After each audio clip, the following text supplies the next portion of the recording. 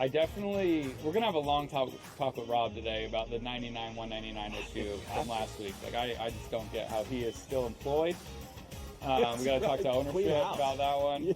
The Smiley Show, only on SportsGrid.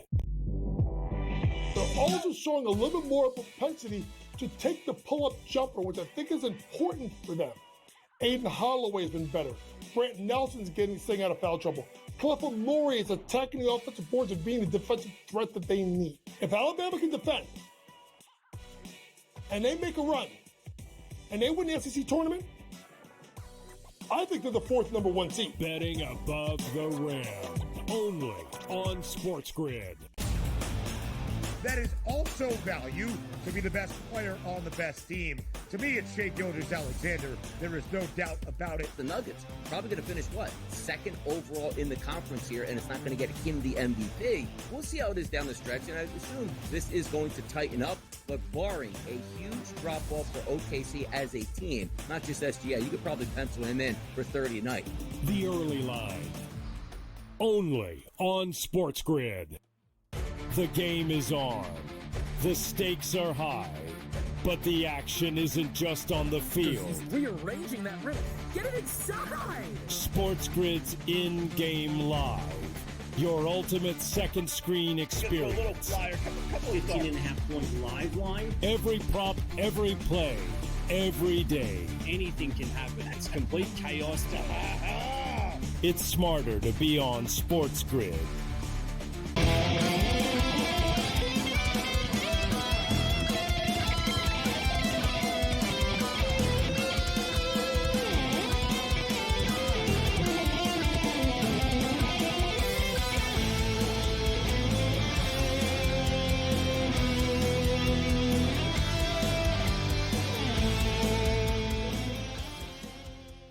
Let's roll. This is SportsRage. I am Gabriel Morency. The players are hustlers, the people are bustling, and everybody else in between. We're locked and loaded tonight. SportsGrid Radio and Television Network, Sirius XM Channel 159. Lot of stuff going on. NFL news to get to.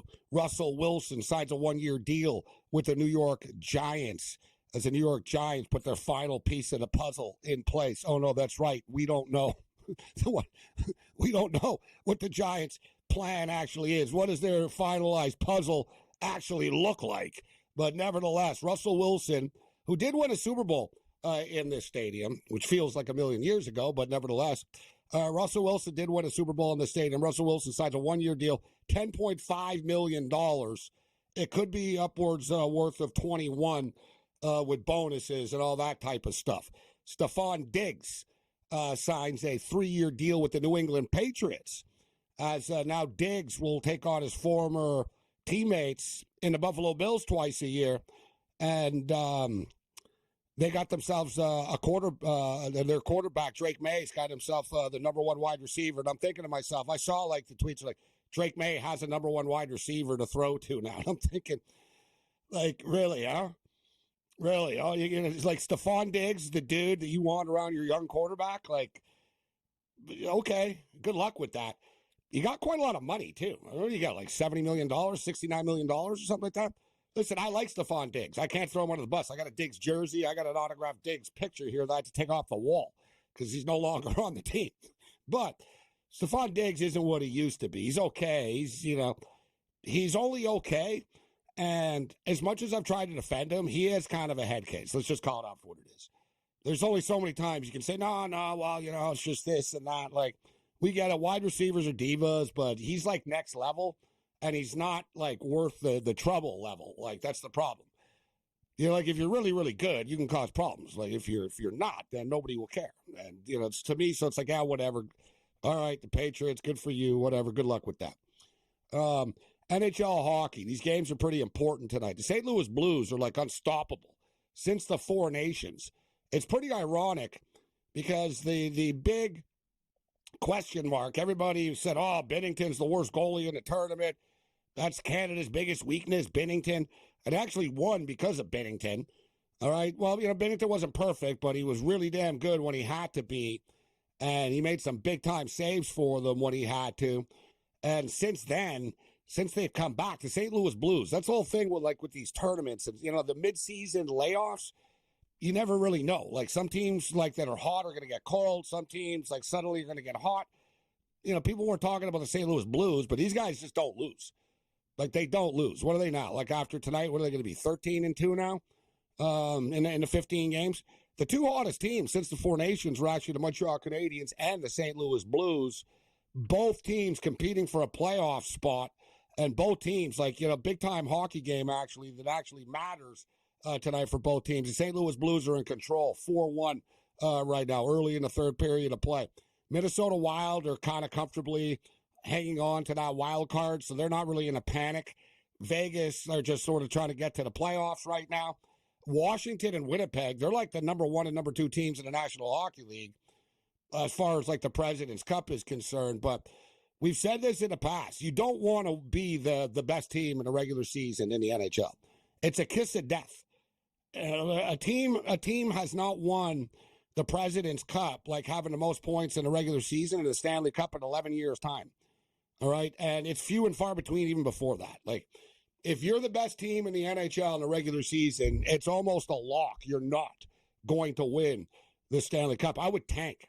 If I was the Winnipeg Jets and I'm on the verge of being the 1 seed and all this, people talk about the home ice advantage. Home ice advantage. Well, home ice advantage in what? So we're going to worry about a Game 7 of the Stanley Cup here. I'd rather just not be the 1 seed and get away from the curse. We'll bench everybody. So the Capitals and the Winnipeg Jets in action, and all eyes are on Ovi as he's 7 away right now coming into tonight's hockey game, looking to break Wayne Gretzky's record. It looks like he's going to do it. If you're the NHL, you're almost better off if he doesn't. Right, and it just carries over into next year, and you can sort of get more publicity out of this next year. But chances are he probably will. They still have quite a few games left. There's enough games for him to get it done. He doesn't have the goal tonight. They're losing 2-1. The Winnipeg Jets are up 2-1 right now, midway through the third period of play.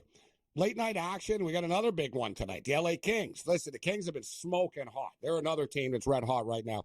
And the Kings at home have been one of the best bets in sports. These guys are dominant on their home ice. They're hosting the New York Rangers tonight. Rangers have been struggling. Rangers are also battling for a playoff spot. The Rangers will enjoy seeing, I swear to God, there's a tennis event going on right now, and I got thrown off. They just did a crowd shot. I swear it looks like Bubbles from the Trailer Park Boys.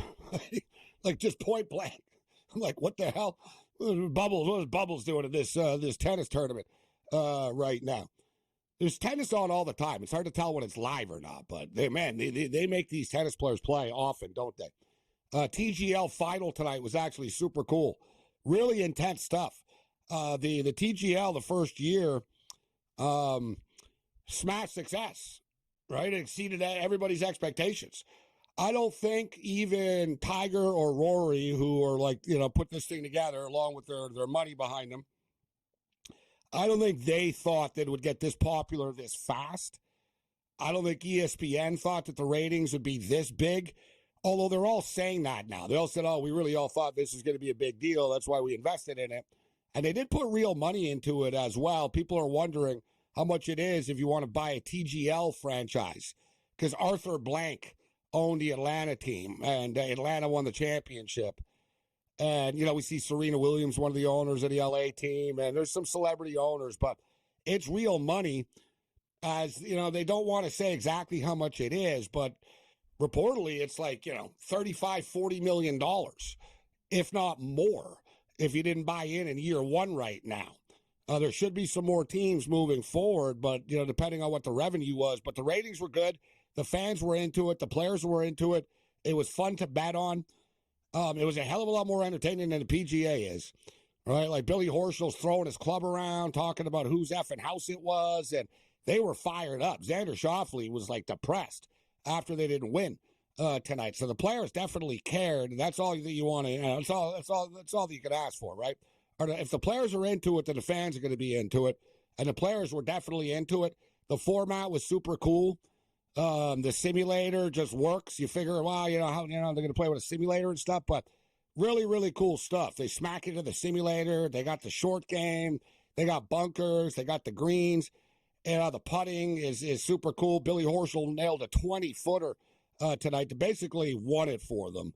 Although they had to win the last hole as well, but they would have lost. The hammer got thrown down and all that type of stuff. So really, really cool stuff. Congratulations to the TGL and their peeps for getting it done. It was an entertaining first year. Look forward to year 2. UFL football kicks off on Friday. That's right. UFL football kicks off on Friday. Sweet 16 on Thursday.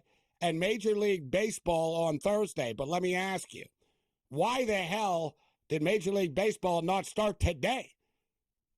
An empty Tuesday. Home openers, empty Tuesday. Tuesday, Wednesday, rolling in to the Sweet 16 on Thursday. Because Manfred's an idiot, that's why. Bring it.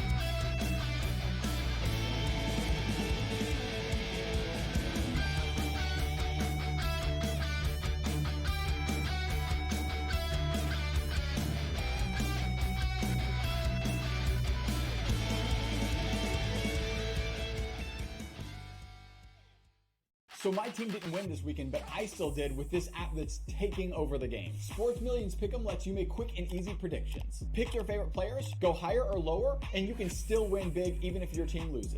Plus, the multiplier is insane. With just a few picks, you can win big money. So get on it. They've got a welcome bonus to help you start off your winning streak.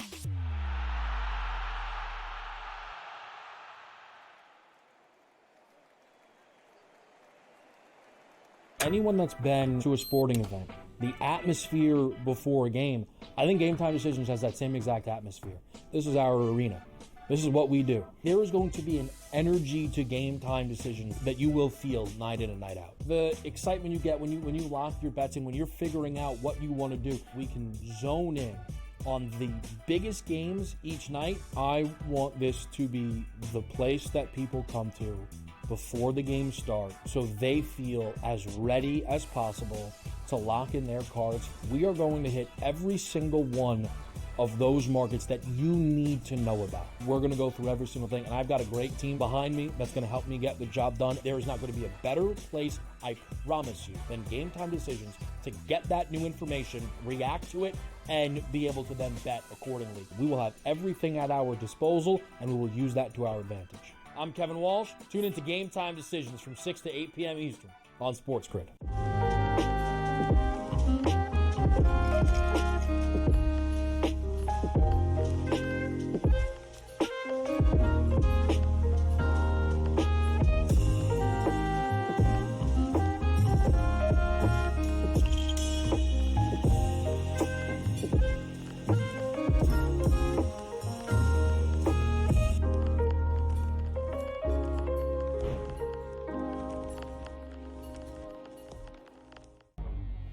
Two guys that can do it all. Too much electricity this morning. This is a good time. We're having a lot of fun. I had to do a triple take. Ka-ching! Why? Because of parity. I didn't mean to offend. Yeah, it's not going to happen. Load management is a dirty word. Let him rip. You know what? Circumstances provide the results. What? How do you do this one? Oh, Donnie, you got such a good show there. A network that is booming. The Early Line, only on SportsGrid.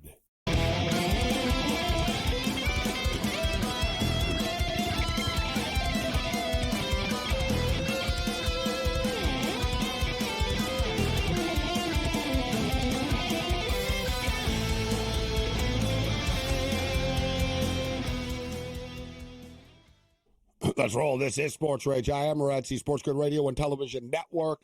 We got a full house on the program tonight. Andrew McInnes, Rick Saratella, Paul Bovey, Mo Khan. We're jam-packed. Paul is in Manhattan right now, getting ready. He's going to go see the New York Knicks and the Clippers this week in his old stomping grounds. Rick Saratella steps up and then countdown to the NFL draft is on. And then we had a bunch of late news tonight in the NFL. Russell Wilson signs a one-year deal with the New York Football Giants. $10.5 million, could be worth upwards of 21 with incentives in the contract. And Stephon Diggs signs a 3-year deal with the New England Patriots. But as far as Russell Wilson and New York Giants are concerned, I don't know. Like I've said this before, like the NFL teams are very difficult to predict what they're going to do because nothing really makes sense, right? Like a lot of, there's very few. There's more people that like do weird things in the NFL than do sane things, right? Like the Philadelphia Eagles win a lot. They have a great roster just because, I don't know, they sign players. They don't overthink things. They're aggressive, right? You get these other teams, they dig themselves holes, and then they're stuck in the hole. And I guess a good way of putting it here, I don't want to get too, I guess it's the analogy that popped in my head right now, but it's like these teams are just paying interest off their debt all the time. Like they're never getting out of the hole. It's like, all right, we're the Raiders. Let's bring Geno Smith in. It's like, what is this really going to do for us? Like, why don't we just rip the damn Band-Aid off and get an effing quarterback, all right? And develop a quarterback. Get a kid. Like, why don't we get Shedeur Sanders? And instead, like, well, because we're drafting 6, so let's move up, right? God forbid we do something creative. Well, let's bring in Geno. Nothing against Geno, but New York Giants, you guys, are terrible. Like, you're the worst team in your division. So you're bringing Russell Wilson? If you're the worst team in the division, that's where you sit down, you look in the mirror, and you go, we're the worst team in the division. Let's rebuild this son of a bitch. Let's bring in Shedeur. Let's trade. Let's do this. Let's do that. Let's get, you know what I mean? Let's bring in some star players. Let's get this stud kid. Let's do this. Let's bring in Russell Wilson on a 1-year deal. So what, you're buying time? You didn't like the quarterbacks last year in the draft, right? Brian Dable wasting all these kids time, Cam. Brian Dable making them meet with them and going through tape and stuff. It's like, you're not even going to draft them, bro, right? And then it turned out, well, they only liked Jaden Daniels last year and they couldn't get him. So yes, every year you go through these quarterbacks and. Hell, at this point, man, you just should have made Jameis Winston a quarterback. Yeah. Although I will tell you, you got quite the interesting quarterback room now with Russell Wilson, Jameis Winston, and the pizza guy there, DeVito. DeVito, it's a lot of characters. Russell and his Wilson. agent is there's a lot of characters in this room. You got God, you got the sleazy agent, it's unbelievable. I'm going to say this, though. Out of those guys, I actually like Geno Smith to the Raiders the best. You said it. That's a great analogy. It's a credit card with a 32% rate, and you just can't knock the interest down. You just pay off the interest in the next year. It's like, well, we got a 1-year deal. Next year, we're going to still owe the money, and we're still in the same spot. 1-year deal. You can't win with Russell Wilson. Like the Giants, to me, that's bewildering. That Geno Smith to the Raiders actually they have the third pick in the draft. So the thing is, if you think, all right, so does this mean that the New York Giants don't think that the quarterback was going to be there for them? Do they think, all right, Cam Ward's going to go first overall, which everybody believes now? Mm-hmm. Do they believe that Shedeur Sanders is going to get drafted by the Cleveland Browns with the second pick? Now, we could talk about the Giants, but you want to talk about a team that's hard to know what they're going to do is the Cleveland Browns. Who knows what the hell the Browns are going to do? They don't know what the hell they're going to do. But they still have Deshaun Watson that they paid $250 million to, guaranteed. So, I don't know, Deshaun's working out and stuff like that. He's going to do that just so, whatever. They're going to have to pay him anyways. So, I don't know what the Browns are going to do. People think they're going to take Abdul Carter with the second pick. That's like the buzz, that Abdul Carter would be the second pick. And that then Shedeur Sanders would have been there for the New York Giants. I don't get that. If you're the New York Giants, I would have jumped at an opportunity to get Shedeur Sanders, but they bring in Russell Wilson, who did win a Super Bowl there, Cam. Seems like a long time ago, but okay. Yeah, on that field. Yeah, come on now. The Russell Wilson cannot play football at a level anymore. I don't care what anybody says. I'm a Seahawks fan. We got rid of him. Kudos you just saw him, Cam, on the Steelers. Think about it. You just saw him on the Steelers. The Giants are worse than the Steelers. Yes. So now you're putting him on a worse team. What the hell do you think is going to happen now? He was just on the Steelers and he was average. The Steelers have a defense, for God's sakes. That's the whole thing. And he didn't have to do too much, and he still sucked.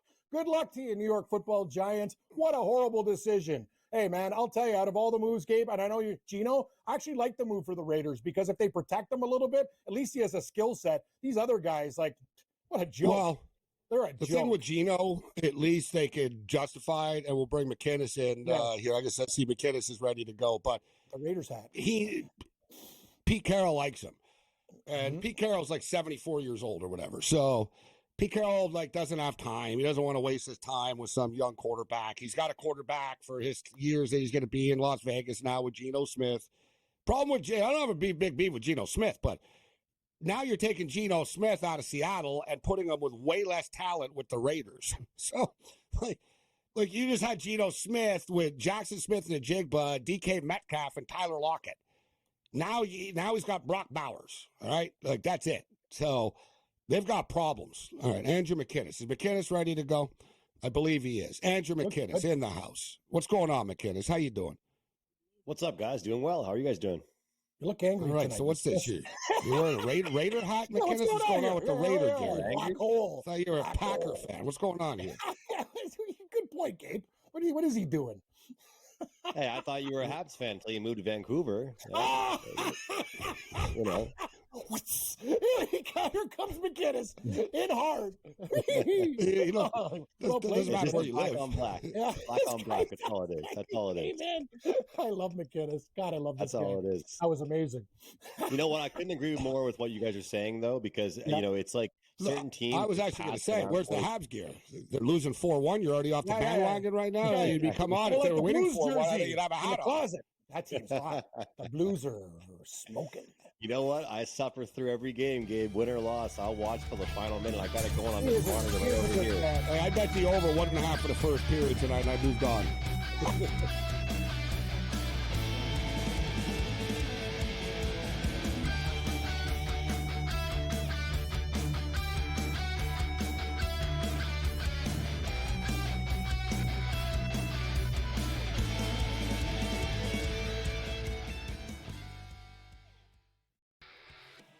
Brady Tkachuk saying that if his brother did miss that overtime period against Canada like we saw him do, it must be serious out there. And of course, Brady Tkachuk, not a doctor, but you've got to wonder the status of Matthew Tkachuk and what we're going to find out. Game time for all of these teams and all these players that were, teammates. Now they're facing off against each other. Now they're back to being teammates, whatever it might be. It's time to get things rolling back in the right direction. HL today, only on SportsGrid. We know the Knicks are talented. They're 37-20. It's not a bad season by any stretch. They're just not being the upper echelon team. This is the Knicks team right now. They're a very good team. And I'm a Knicks fan. You can't look at there and say, this team can win a championship. They're not good enough. They're not good enough defensively. Are we the New York Knicks or are we the New York Fugazis? Just forget about it. The early line, only on SportsGrid. You have Duke the 1, Houston the 2. They're the two best defensive teams in the country. I want to see them play for the right to go to the Final Four because I think that would be a kick-ass game. Duke is really great on both ends of the floor. They can score and they can defend, and that's why they win by big numbers all the time, because they're really good on both ends of the floor. I don't trust Houston's offense. Pharrell coast to coast, only on SportsGrid. The Eagles got it done. If you back them, you're celebrating. Football season may be over, but the action never stops. Are you ready for some baseball? At SportsGrid, we're always in the game. We bring you 24/7 betting insights, expert picks, and real-time analysis. Next big play is already in motion. Are you ready? It's smarter to be on SportsGrid.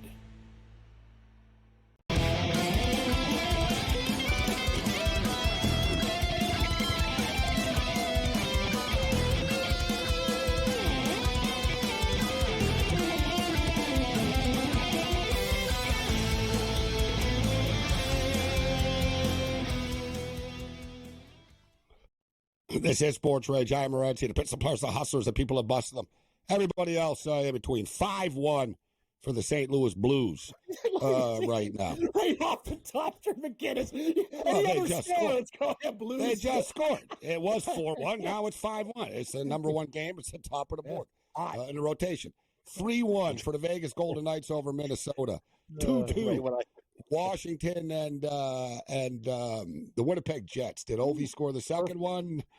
No, he did not score. I don't think he did score the second. What's Winnipeg live, Gabe? That's my play. I like the Jets tonight.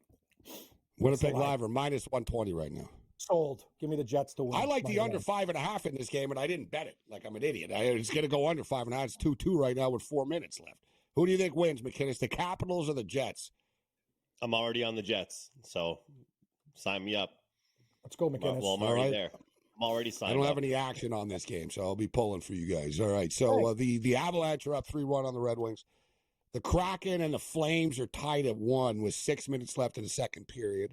And let's get to the Rangers and Kings. What are you doing with this game, McKinnis? So the Rangers coming off their win on Saturday against the Vancouver Canucks. They haven't played. So they were in New York. Now they fly to the West Coast. Their season's like basically on the line. They're battling for like the playoff spot, like Montreal and Ottawa, who lost, and Montreal just lost. So if you're the Rangers, it's a big game for you suddenly. And they are scoreboard watching now, so they know what's going down right now. And then you get the LA Kings, who are just smoking hot. They're 8-1 in their last 9 hockey games.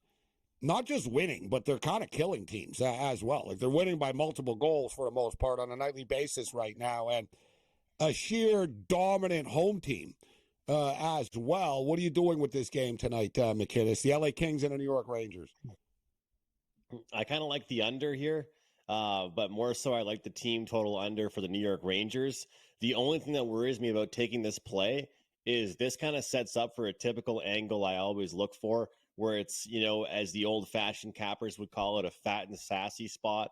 After outscoring their opponents 14-4 their past 2 games, it can kind of give you that sense of confidence going into your next game, and you might kind of, walk in with a little bit too much swag and then get caught, facing a team like the Rangers. But guys, I feel like there's been so many spots for the Rangers the past not just weeks but months, where if you really look at it, and if you're the type of guy that starts an argument about hockey teams with, well, this team on paper, this player on paper, the Rangers are the epitome. They are the example of that argument. I don't care about paper, McKinnis.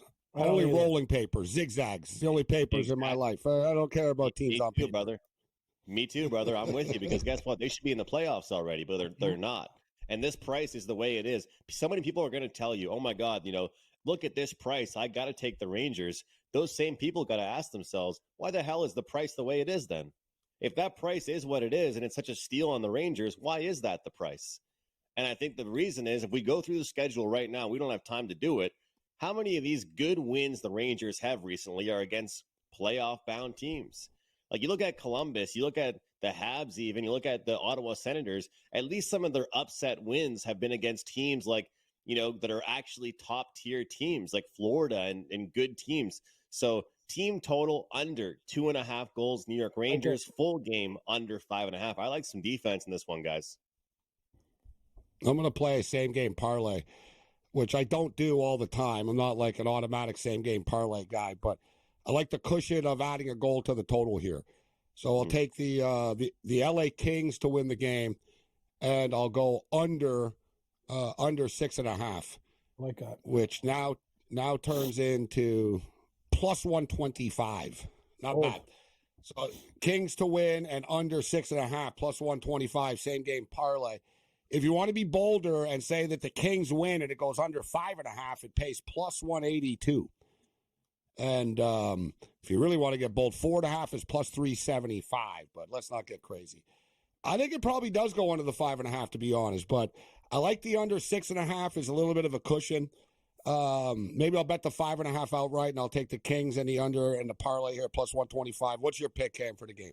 I like the Kings as well. I don't like to lay the juice, so I'll do exactly what you do. I love your parlay, and it's still plus money, and you're getting an extra goal. But I like the Kings to win like a 3-1 type of hockey game, maybe 3-2, 4-2 tops. So yeah, your parlay looks really good to me. I like the Kings. I don't want to. I think they might win by 2 with an empty netter, but that 1.5, it's a little bit tight. But I think your parlay's got major potential.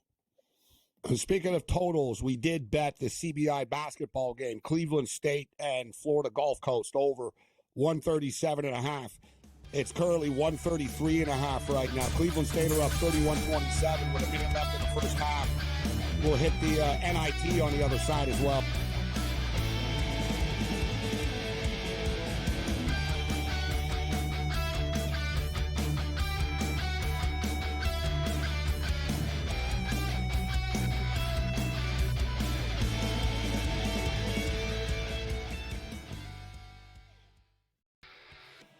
Brady Tkachuk saying that if his brother did miss that overtime period against Canada like we saw him do, it must be serious out there. And of course, Brady Tkachuk, not a doctor, but you've got to wonder the status of Matthew Tkachuk and what we're going to find out. Game time for all of these teams and all these players that were, teammates. Now they're facing off against each other. Now they're back to being teammates, whatever it might be. Like, it's time to get things rolling back in the right direction.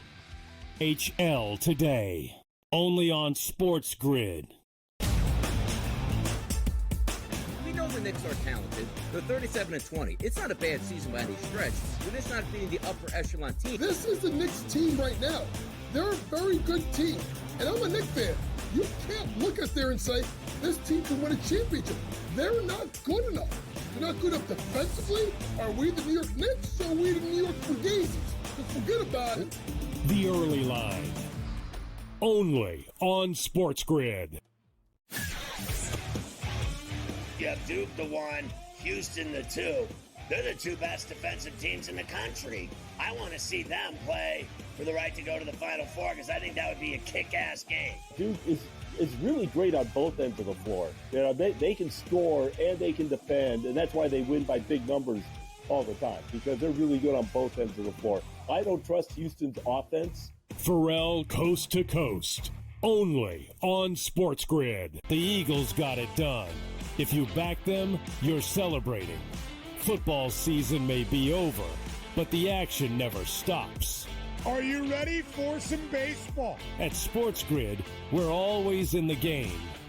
We bring you 24/7 betting insights, expert picks, and real-time analysis. Next big play is already in motion. Are you ready? It's smarter to be on SportsGrid.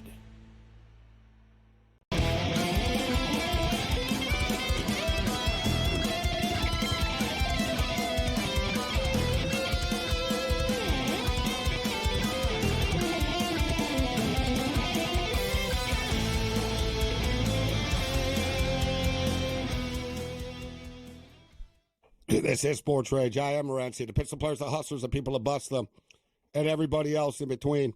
All right, so we got the Kings and the Rangers coming up, as we talked about. We all like the Kings, which is kind of scary. And I'm going to go with the same game parlay, under 6.5, Kings to win at plus 125.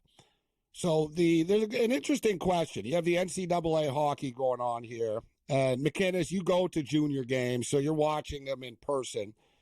I do not. I have been. I used to. I do like betting on it, though, when I get an opportunity to. There's a book that I have. I got to put some money into it with the playoffs coming up and the Memorial Cup and all that type of stuff. But you got NCAA hockey. We talked about it. In the past, NCAA hockey was basically, it was frowned upon, right? It was basically, if you weren't good enough to play in junior hockey in Canada, if you were a Canadian kid playing hockey, I know because I was one of them, it was almost like, well, you're kind of a loser. You're not good enough to be in the NHL, so why don't you get an education? Right? Why don't you go play and have some fun and get an education at an NCAA school? There were no players from the NCAA in the NHL. None. There were none. That's what made the Miracle on Ice so big, the 1980. That sort of opened people's eyes a little bit and said, all right, I guess they're not complete clowns, right? Like the 1980s stuff. And then I would say Paul Correa was the first one, right? Paul Correa from Maine. He was really, really good. He was good in the NHL, and that opened people's eyes. Now it's really, really come on the NCAA, but I would love to see them play against each other, McInnes, right? The closest we get the World Juniors. Right, that's what makes the World Juniors cool. So you sort of get it there, but we'll never see it because NCAA players aren't allowed to play in all-star games. So I would like to see, like, the CHL team against an NCAA team, and they're different styles, though. And our boy Greg Frank was interested in this, and I'll say the Ontario Hockey League and the Western Hockey League is like more NHL-like, Greg. It's almost like the SEC or something. Right, like the NCAA, you're not getting smoked like you are in the Ontario. The Western Hockey League, like Quebec, you're taking sticks to the head, you're getting slashed and stuff like that.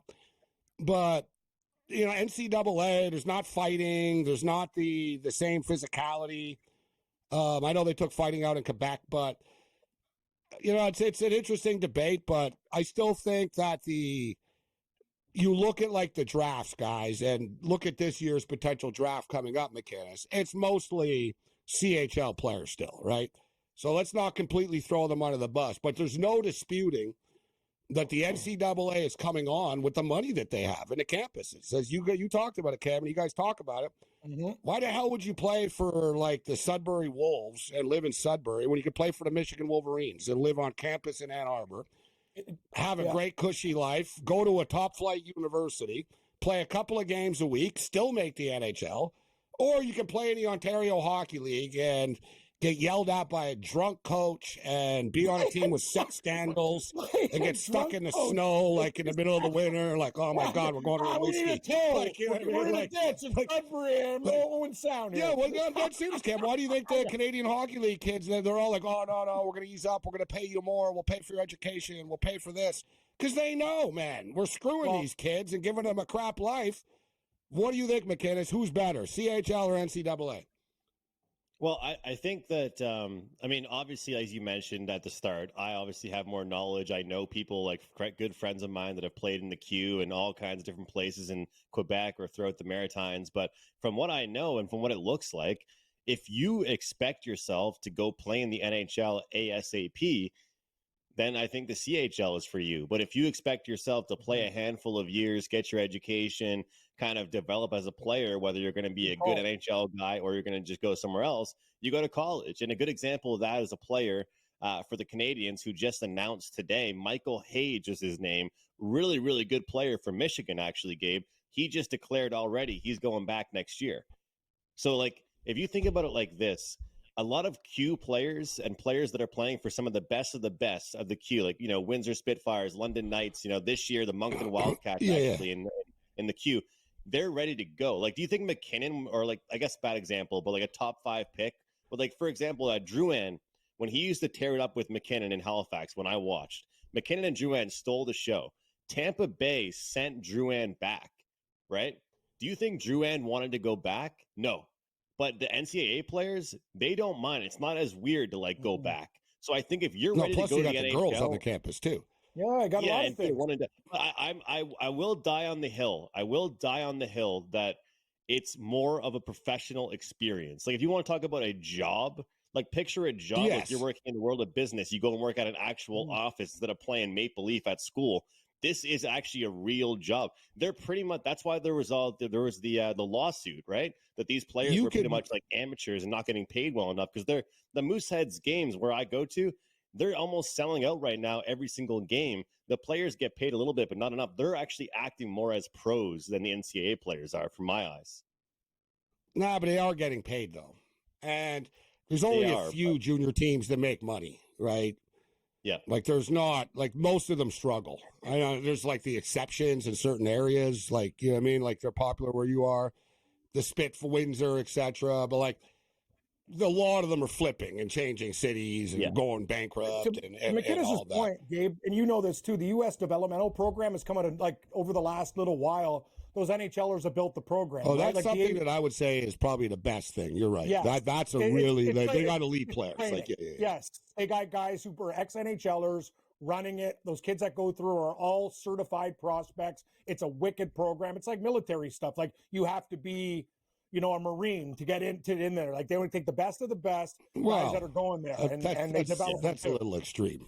Okay. Are they more? But you know what I mean. Like, there's no slugs that go. Okay, I'm reporting. My cousin played on the U.S. Youth Elite team. He ended up playing at Eastern Michigan. He was playing in Michigan. Like that league is actually based in Michigan. So he ended up playing at Eastern Michigan. J.J. McCarthy, the quarterback, actually, the Minnesota Vikings, McInnes. He was on the U.S. in that elite program. There's actually a hockey page. If you punch in J.J. McCarthy hockey stats, it'll pop up. Like you'll see him in tournaments. Like it'll pop up. That's why he's tough. He said he liked to hit people. Yeah. All right, we're already out of time. McInnes, what do you got? Gabe, though, that those guys are more nurtured, probably. Like the guys that probably have to mature a lot fast. I knew a guy that I went to high school with. He was in a classroom in Shawinigan watching Netflix on his phone because his teacher in school couldn't speak a word of English. He's living with two billet parents, didn't know English, right? They have to grow up a lot faster.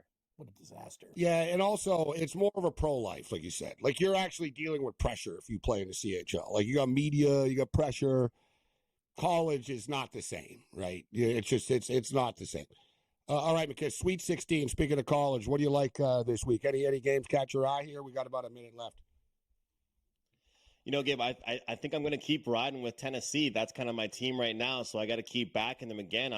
I'm having success with them. I don't see why I go away. So they're a team I like, but I'll tell you, I'm looking at Alabama, laying the points with them. And then Maryland, I think their party comes to an end, so I got to fade them. Duke and Arizona over 153.5, I'd say is probably my favorite play of the card. I just think when I look at that game overall, that number is a little bit lower than I expected. And I understand we see some of these games, we're expecting, kind of the defensive play. These guys are really good at using the clock, but the way that this team, this can score at will, Duke, everyone talks about their top guys, but they've got a really deep bench. They've got a lot of guys that can put the ball on the floor.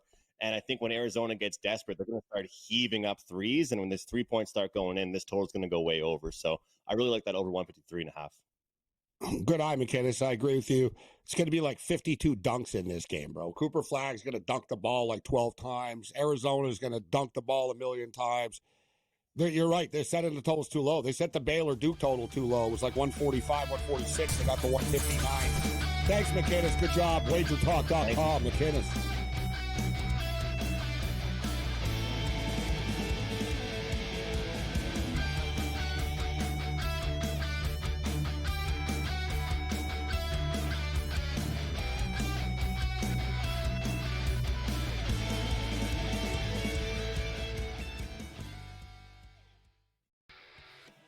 Brady Tkachuk saying that if his brother did miss that overtime period against Canada like we saw him do, it must be serious out there. And of course, Brady Tkachuk, not a doctor, but you've got to wonder the status of Matthew Tkachuk and what we're going to find out. Game time for all of these teams and all these players that were, teammates. Now they're facing off against each other. Now they're back to being teammates, whatever it might be. Like, it's time to get things rolling back in the right direction. HL today, only on SportsGrid. We know the Knicks are talented. They're 37-20. It's not a bad season by any stretch. They're just not beating the upper echelon team. This is the Knicks team right now. They're a very good team.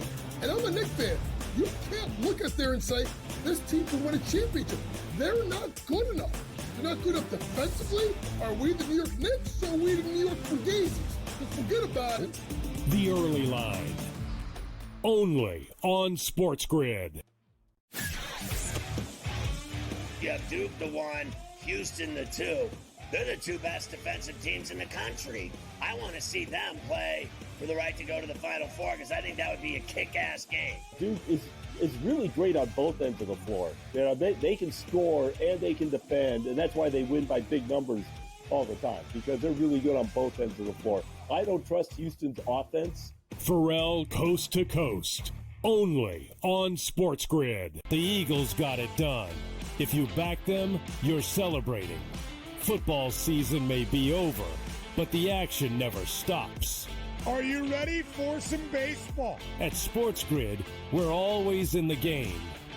We bring you 24/7 betting insights, expert picks, and real-time analysis. Next big play is already in motion. Are you ready? It's smarter to be on SportsGrid.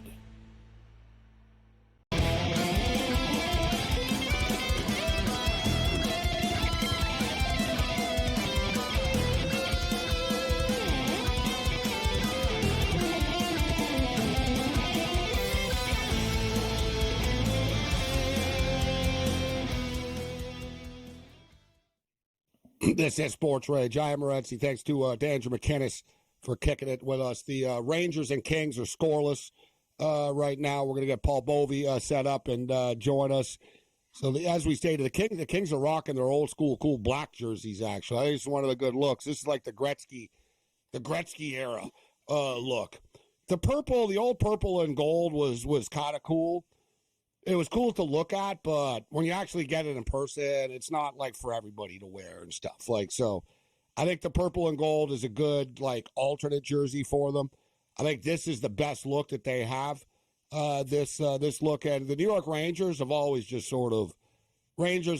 the same jersey. It's the one thing you got to respect about them. The original 6 teams don't play around. Rangers have always had a classic jersey.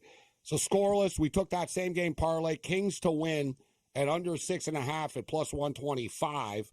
And I also just clicked the under 5.5 just in the game itself as well right now. So speaking of the Sweet 16, I like where McInnes was going with the Duke and the Arizona. Good eye. And I think he's bang on, actually. The total should be a little bit higher here in this game. It's 153.5 right now.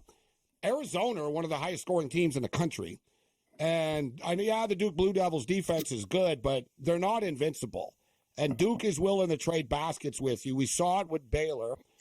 Duke played at a brisk pace against them. I love the over of that game. I hit an in-game over. Another thing with Duke is almost no point spread is too high for them. So I know that it's like, oh, Arizona are good, and, you're getting 9 points. It's 9 points for a reason. Like, don't be surprised. Like, I'm going to take Duke. I'm going to lay the points with the Duke Blue Devils. And love them or hate them, the Duke Blue Devils are the best team in the country right now. And I think they're going to win the championship. I just don't see, like, who's going to knock them off. But let's bring in Mr. Paul Bovey right now. NBA, NCAA, Sweet 16, Bovey in the NYC, in the house. What's going on, Bovey? How's New York treating you? Yeah, we got it all. I just got here yesterday. But look, I want to get the elephant out of the room first, okay? Because we discussed the topic. We broached the topic last week. LBJ, you know where this is going, buddy. Yes, I do, Paul. Oh. Okay. LBJ back 2 games. Game 1, minus 27. Next up, a minus 21. Last night, a minus 17. Next up, Jackson Hayes, a minus 10. So what's going on with LBJ? He's morphed from the king to the queen. Guy's not playing defense. Okay, onward. Let's go. All right, he didn't play. I'll just play devil's advocate. And I'm not LeBron James' agent. Guy didn't play in 2 weeks, right? So you're going to crush him first two games.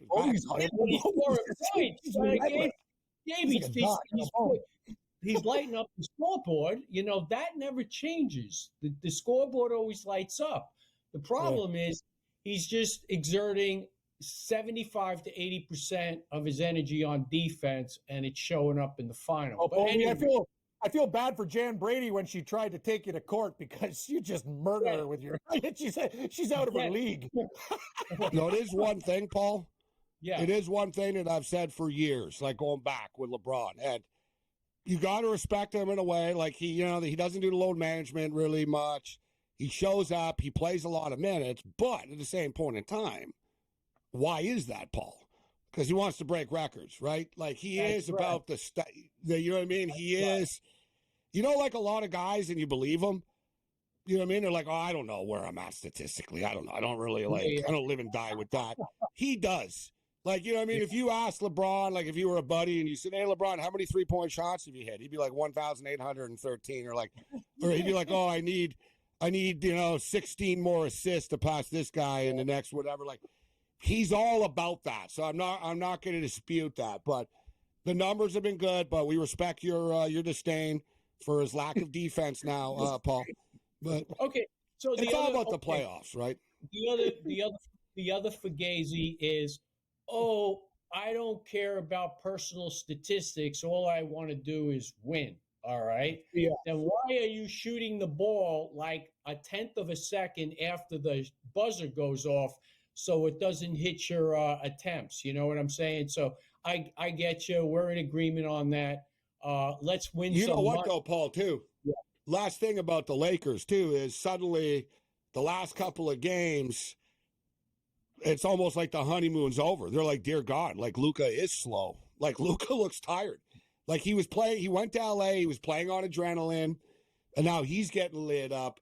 But whatever, dude. I'm not going to live and die with the Lakers up and down in the regular season. It is what it is. Well, I will say this, though.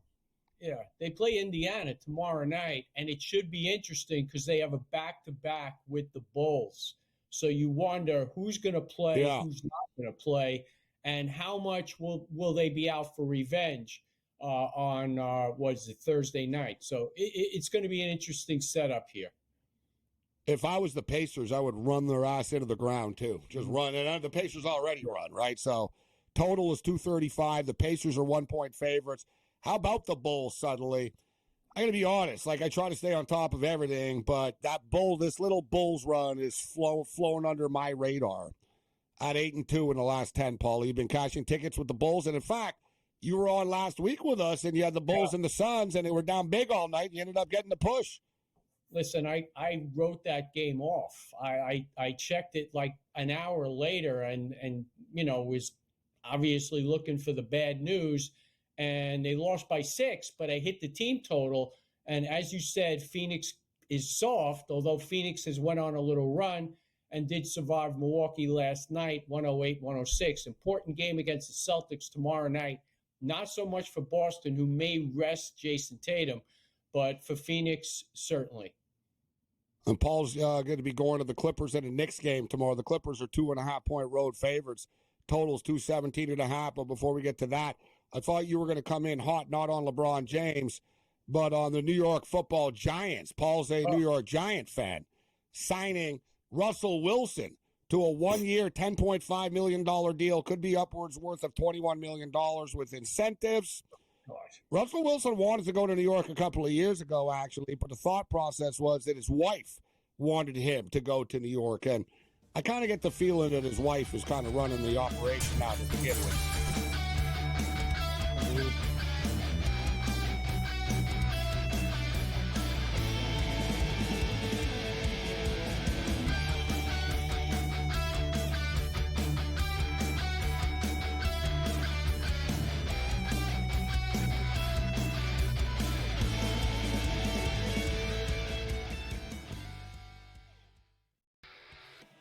Brady Kachuk saying that if his brother did miss that overtime period against Canada like we saw him do, it must be serious out there. And of course, Brady Kachuk, not a doctor, but you've got to wonder the status of Matthew Kachuk and what we're going to find out. Game time for all of these teams and all these players that were, teammates. Now they're facing off against each other. Now they're back to being teammates, whatever it might be. Like, it's time to get things rolling back in the right direction. HL today, only on SportsGrid. We know the Knicks are talented. They're 37-20. It's not a bad season by any stretch. They're just not being the upper echelon team. This is the Knicks team right now. They're a very good team. And I'm a Knicks fan. You can't look at there and say, this team can win a championship. They're not good enough. They're not good enough defensively. Are we the New York Knicks or are we the New York Fugazis? Just forget about it. The early line, only on SportsGrid. You have Duke the 1, Houston the 2. They're the 2 best defensive teams in the country. I want to see them play for the right to go to the Final Four because I think that would be a kick-ass game. Duke is really great on both ends of the floor. They can score and they can defend, and that's why they win by big numbers all the time, because they're really good on both ends of the floor. I don't trust Houston's offense. Pharrell coast to coast, only on SportsGrid. The Eagles got it done. If you back them, you're celebrating. Football season may be over, but the action never stops. Are you ready for some baseball? At SportsGrid, we're always in the game. We bring you 24/7 betting insights, expert picks, and real-time analysis. Next big play is already in motion. Are you ready? It's smarter to be on SportsGrid.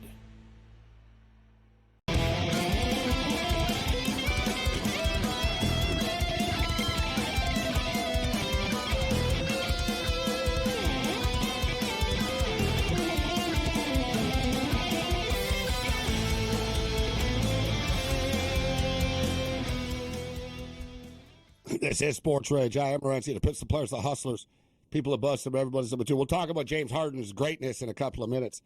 It's like the roles are reversed here. I used to be LeBron. Like, I got warned I was going to get kicked out of a Raptor game if I didn't stop, like, yelling at LeBron during a Cavalier-Raptor game once. You got a card, and trust me, yeah, I got yellow carded. I got yellow carded for my language.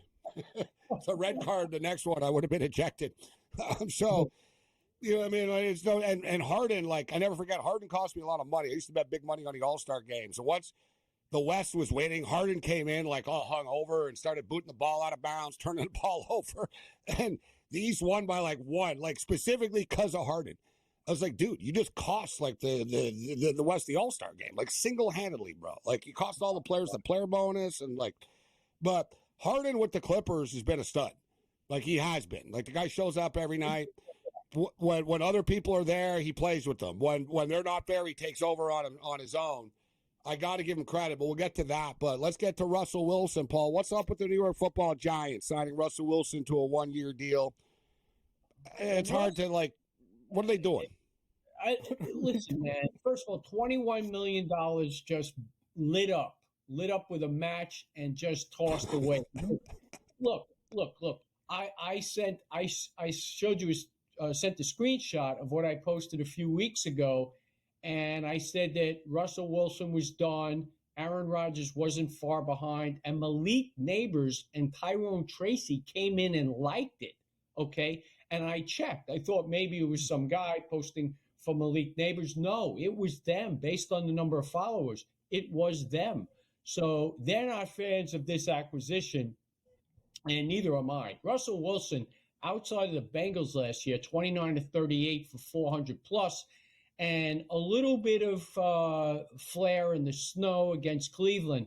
The guy was flat out awful, and he was toast in Denver too. The numbers weren't bad with the Broncos, but it was all when they played from behind. Russell Wilson is done. He stole money from the New York Giants. He stole money from the Maras. He stole money from the fans. But this is obviously a transition year. And look, you'll sit back and hopefully the Giants will be able to build something around them. I'm just baffled. So what are they going to do with the third pick? That's my deal now. Yeah. People are like, oh, they can still take a quarterback. Take a quarterback. You've got freaking Jameis Winston and Russell Wilson now. Exactly. What are you going to draft a quarterback? Like, you know what I mean? You just signed two quarterbacks. Like, and, you know, so it won't be a quarterback. Now they're drafting third. Now changes things. And it's funny because the only team that's more like a bigger head case than the Giants, so I think the Browns are more well run, actually, as crazy as that sounds, than the Giants are, was the Browns. What the hell are they going to do with the second pick now? Yeah, well, they still have Deshaun Watson. Thankfully, I'm out of Cleveland. That's all I could say. I got stuck there for the week. They didn't stay for the game last week against Brian. I tell you, I was there. I was at the Jack Casino across the street.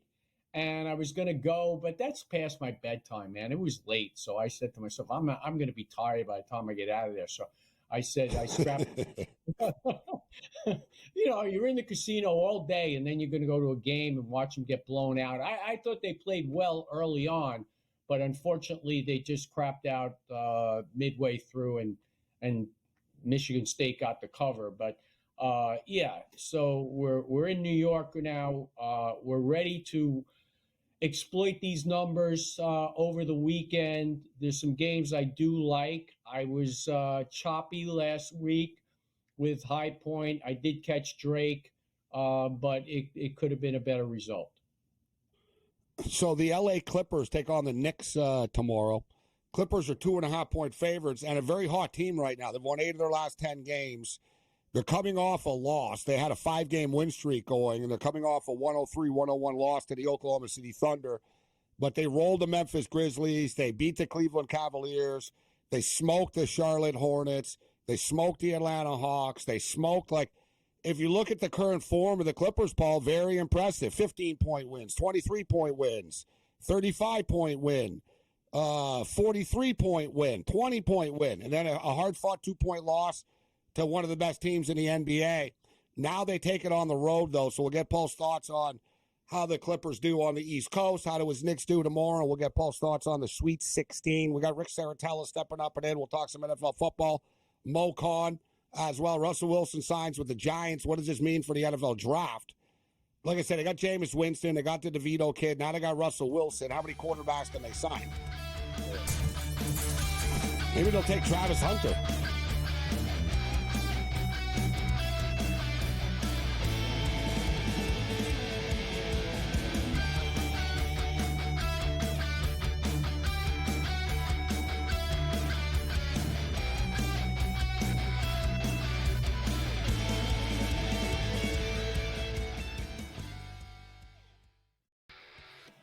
Brady Kachuk saying that if his brother did miss that overtime period against Canada like we saw him do, it must be serious out there. And of course, Brady Kachuk, not a doctor, but you've got to wonder the status of Matthew Kachuk and what we're going to find out. Game time for all of these teams and all these players that were, teammates. Now they're facing off against each other. Now they're back to being teammates, whatever it might be. Like, it's time to get things rolling back in the right direction. HL today, only on SportsGrid. We know the Knicks are talented. They're 37-20. It's not a bad season by any stretch. They're just not being the upper echelon team. This is the Knicks team right now.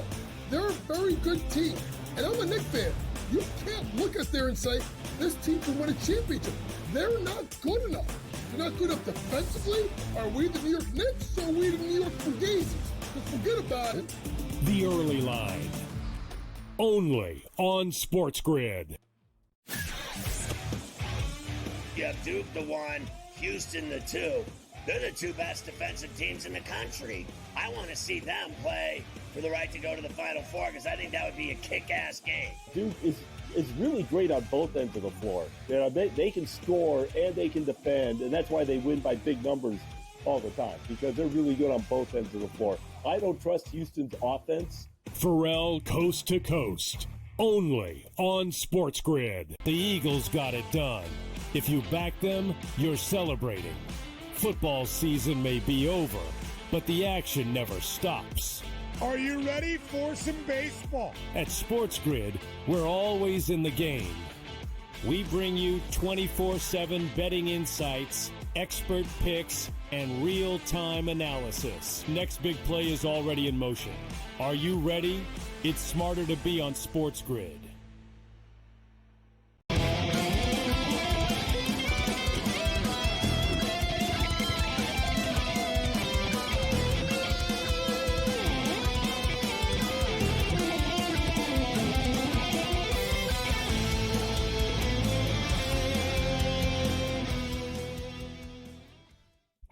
This is SportsRage. I'm Morency. It's level 2, the Twisted Tuesday. Countdown to the Sweet 16 is on. Countdown to first pitch is on. Major League Baseball sort of started with the Dodgers and the Cubs in Tokyo, but everybody starts on Thursday. I don't know why they didn't start today. Would have been a perfect day today, the Tuesday, Wednesday. Nothing going on today. Instead, they're going to start the same day as the Sweet 16. All right, before we get to Paul Bovey's picks on the Knicks and the Clippers and the Sweet 16, do we have the best of X ready to go? I figured Paul would enjoy this. This is an old school reference, actually, on the anniversary of the final show. Let's roll it.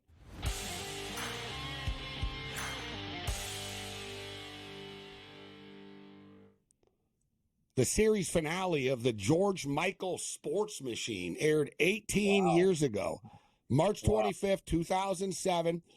I'm actually, when you see that, I'm actually surprised. I wouldn't have thought it was on for that long after. Good call. Right? It kind of lost its luster once the internet, took over. But you remember, Paul, the old school George Michael Sports Machine. I know he was a New York DJ, right? He was a New York guy, but he moved to Washington, D.C., and he was a local anchor on the Washington, D.C. Sports Network, one of the local news affiliates. And he had the idea for a sports syndicated show, the highlights on Sunday nights, the Sports Machine. And remember, for people tuning in now, there was no internet, in these days. So, and you got like a couple of games in your local market in the NFL, and you had the score ticker, but you didn't see everything. You didn't see like every highlight and stuff. And I used to love and look forward to it after a winning day on Sunday to kick back and watch the highlights of the money that I made on games. And I love how he used to hit that big fake play machine. Boom, let's go to Washington. Bam, and you hit the machine. And he'd act like it started the tape. Bam, let's go to the machine. Bam. Yeah, bam. That was the best. He hit the machine. It's like, yeah, let's go. Bam. It's like he's in an arcade. People don't, you guys, if you've ever seen it, it's like, Morency, you're right. That was like legendary stuff. Like the George Michael sports machine, like was the best. I used to like wait for it every Sunday. I love that guy so much. ESPN kind of did him in. You know what I mean? Like, 'cause he, like I said, he was like the highlight show. And then, like by the time, it was like around 2000 or so. So he made it to 2007. What do you remember about the George Michael sports machine, Paul? Well, I'm going to tell you, I transitioned, and I'm going to date myself right now. Do you remember a guy named Jerry Eisenberg, who I believe is actually still alive? And he also had a Sunday night show, and he was fantastic. And then don't know that show. Oh God, this is going back. Oh, I'm a few years older than you, Gabe. But it transitioned into George Michael, and I loved the show. I same as you. I used to look forward to it because you didn't have that ready access to the internet, which we all have today, and has certainly given us easy access and leveled the playing field in many ways as gamblers. Man, people tuning in, younger people now, you guys have no idea. Like, I remember it was like a big deal. Like, that's how Mark Cuban made his money with called Real Sports. And it was basically, the internet just came out. It was like 2000, 2002 or whatever, 2001. And you could get the audio broadcast of either team. And it sounded all computerized and choppy and stuff. And but you know what I mean? It was like, wow, you can get any game. But remember in the old days, man, I used to bet on games and just randomly move the AM dial like a little millimeter. I'd be like, oh, good, I got the St. John's game now. Move it a little bit more, and I'd be like, oh, I got the Cubs game. Right? Like, it was amazing, man, in the old days. Hey, guys, like the old transistor, the AM radio with those 50,000-watt stations, how far you'd be able to get it. Pretty crazy. You're right, Rick. Your body's of water. Yeah, you're right, Paul. Different side of the room. You put you do the rabbit ears or whatever. And when you're near water, like it's like, oh my God, I'm getting Pittsburgh stuff. You're right, Moretz. Like I was getting Purdue. Yeah, no internet. I remember having money on DePaul and stuff, and I was like, I got the DePaul game, and I lost it. I'd be like, I lost it. I still in the summer. It would be gone. Like the Art Bell show would just come on out of the blue, and I'd be like, son of a bitch. I'd be like, I have to turn it a little bit more, like, you know what I mean? Or Larry King would come on, I'd be a little notch, you know what I mean? By the way, Cuban's company was broadcast.com, the one you were referring to. Yeah, broadcast.com, yeah. He got bought out by Yahoo, got all stock, and the Yahoo stock eventually crashed, but to protect himself, he actually bought puts on the Yahoo stock. So that's how he actually preserved his fortune. Because if he just held the stock, he would have gotten annihilated just like everybody else in the market right around 2000. He was smart to get out when he did. And then turn it into the Mavericks. But listen, we've only got a couple of minutes, Paul. So let's get to the Sweet 16. What catches your eye this week? Okay, so I do like BYU, and I watched Bama last week, and the Gales were absolutely futile from the field. From 2, 21 of 56, from 3 of 14. They got into the paint, just missed a lot of shots. And in the prior game, Bama allowed Robert Morris 50 points in the paint. Now, this is a team that cumulatively had 98 points in the paint versus the likes of Oakland, Youngstown. So I just think that BYU can get the better of this. I think they're going to score from afar, from inside. So I do like BYU. I do like Purdue, and I do like Ole Miss also. If we got a chance to cover those. Yeah. So you like Ole Miss Ole Miss are interesting, aren't they? They've got a coach, in Beard that's been around before. Very good coach. They've got athletes. They play very, very aggressively. This is going to be like a football game on a basketball court, Paul. What do you think about Ole Miss? They're getting 3.5. They're getting respect from the odds maker here. So, by the way, I mistakenly said Purdue. I like Houston, but as far as Ole Miss goes, they have an excellent defense. I mean, you look at that Iowa State game; they completely shut them down. I mean, it was a 15-8 Iowa State lead, and then they went on a 20-2 run. And North Carolina, Paul, they completely shut down North Carolina from who was lighting it up a couple of games ago against San Diego State. Exactly. They went on a 50-23 run and a 20-2 run against Iowa State. And don't get fooled. The Cyclones really didn't do much. I mean, offensively, they put up 79 points, but really it was just garbage time. They had an 11-point lead at halftime, Ole Miss did, and they closed to 7 early on, and from there they just widened the lead eventually to 19, 20 points, and it was pretty easy. And you look down the docket, and they've held most of the teams to 60 in the 60s. So that's going to be the key. I think they have the defense to stay with Michigan State, who I'm not overly impressed with. And when you're getting 3.5 points in what I feel is going to be more of a defensive game, those points may come into play. So I do like Ole Miss here. They've played well recently, and that's what this is all about. Which teams are heading in the right direction. And Paul, you said that you like Houston over Purdue. Houston are laying 8. We got about a minute and a half or two here. Oh, we're out of that. What about the Clippers and Knicks? What do you do with the game tomorrow, Paul? Who do you think wins the game you're going to be at? The Knicks did log some minutes here tonight, so I'm not going to do anything with the game. I'm just going to go there. It's like when Pete Rose didn't bet on the Reds. You think the Clippers are going to win? What are you doing? You weasel. Put some money on the game. I have a rule. When I go to games, I don't like to bet. I ruin the experience. So anyway, it enhances the experience. Thanks, Paul.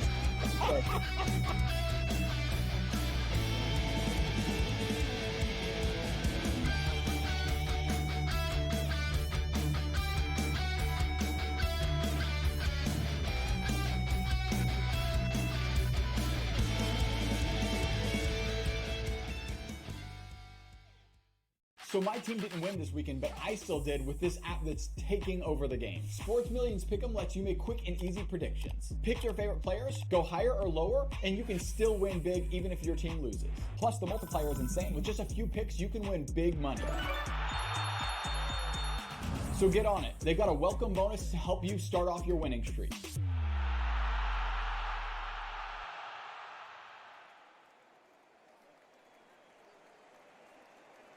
Anyone that's been to a sporting event, the atmosphere before a game, I think Game Time Decisions has that same exact atmosphere. This is our arena.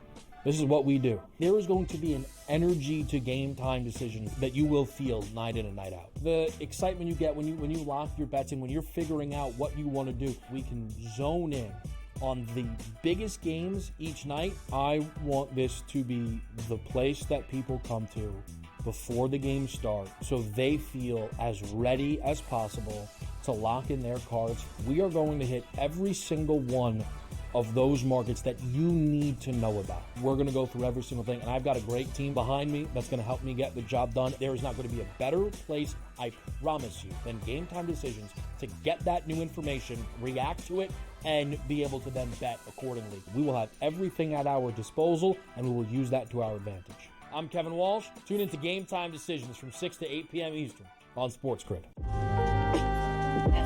That overtime period against Canada, like we saw him do, it must be serious out there. And of course, Brady Tkachuk, not a doctor, but you've got to wonder the status of Matthew Tkachuk and what we're going to find out. Game time for all of these teams and all these players that were, teammates. Now they're facing off against each other. Now they're back to being teammates, whatever it might be. Like, it's time to get things rolling back in the right direction.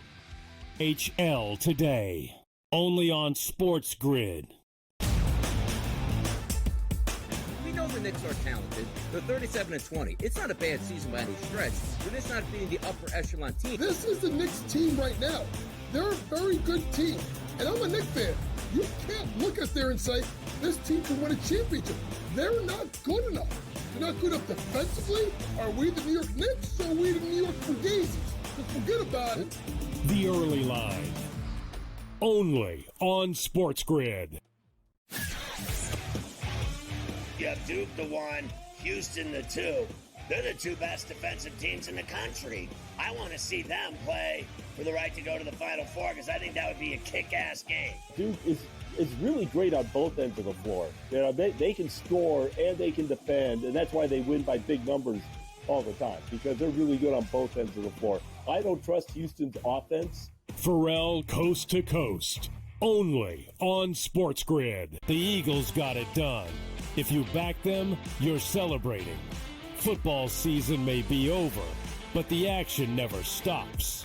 Are you ready for some baseball? At SportsGrid, we're always in the game. We bring you 24/7 betting insights, expert picks, and real-time analysis. Next big play is already in motion. Are you ready? It's smarter to be on SportsGrid.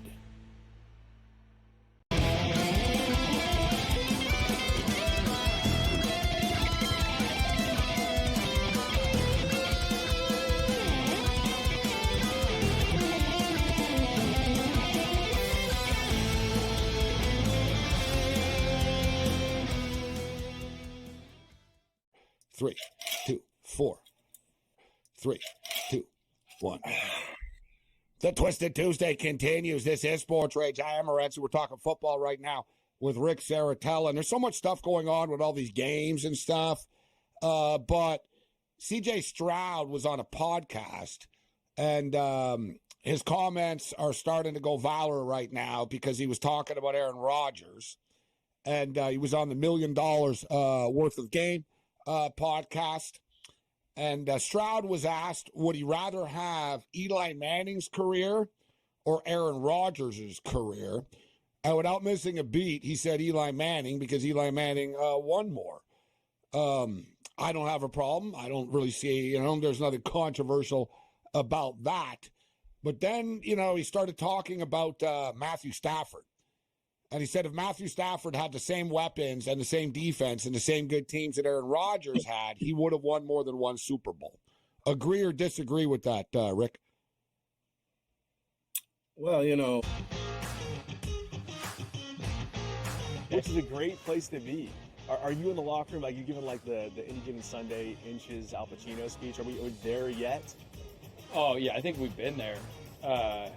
We're going to have a long talk with Rob today about the 99-199 issue from last week. Like, I just don't get how he is still employed. We got to talk to ownership about that one. The Smiley Show, only on SportsGrid. They're also showing a little bit more propensity to take the pull-up jumper, which I think is important for them. Aiden Holloway's been better. Brant Nelson's staying out of foul trouble. Clifford Murray is attacking the offensive boards and being the defensive threat that they need. If Alabama can defend, and they make a run, and they win the SEC tournament, I think they're the fourth number one seed. Betting above the rim, only on SportsGrid. That is also value to be the best player on the best team. To me, it's Shai Gilgeous-Alexander. There is no doubt about it. The Nuggets probably going to finish, second overall in the conference here, and it's not going to get him the MVP. We'll see how it is down the stretch, and I assume this is going to tighten up, but barring a huge drop-off for OKC as a team, not just SGA, you could probably pencil him in for 30 a night. The early line, only on SportsGrid. The game is on. The stakes are high. But the action isn't just on the field. He's rearranging that rim. Get it inside! SportsGrid's in-game live. Your ultimate second screen experience. 15.5 points live line. That overtime period against Canada, like we saw him do, it must be serious out there. And of course, Brady Tkachuk, not a doctor, but you've got to wonder the status of Matthew Tkachuk and what we're going to find out. It just seems like an absolute no-brainer. If Shedeur Sanders is there with the third pick, if Shane and Dable didn't take them, then I really would fire them at this point, right? I would have already fired them already, Rick, to be honest. After the Saquon stuff, like, they would have been done. But I'm just stating, I mean, it goes from you guys dying to get a new quarterback. You have a chance to get a new quarterback. So as far as the second pick overall right now, as you stated, Abdul Carter's the favorite, Rick, at minus 125. Shedeur Sanders is plus 150. Travis Hunter is 8-1. Can the Cleveland Browns surprise us all and take Travis Hunter? Well, I don't think it's out of the question, right? And I think Abdul Carter, we still got to answer whether or not he's going to work out at his pro day later this week with that foot injury, because that would be another storyline that develops if Abdul Carter decides to sit out the pro day due to the foot injury. Does that throw a monkey wrench into the equation? I mean, Travis Hunter to me is the best player, so I think he's got to be in play for the Browns at number 2. I will say this. I think Shedeur Sanders and the New York Giants are a match made in heaven. They need each other. The big market for Shedeur, the quarterback for the Giants. And, like, who can blame Coach Prime? Like, if you look at the Cleveland Browns track record since they have been reincepted to the NFL in 1999, remember Tim Couch? Well, yeah, they've drafted 5 quarterbacks in the first round since then. And so it's been a first-round purgatory for any quarterback that goes to Cleveland. Yeah, they want the big media market. Yeah, they want to be in the spotlight. And how many primetime games would the Giants have of Shedeur Sanders and Mara? You know, he talked about the jersey sales. Oh, it was Saquon Barkley, our most popular player. I mean, Shedeur to the Giants just makes too much sense.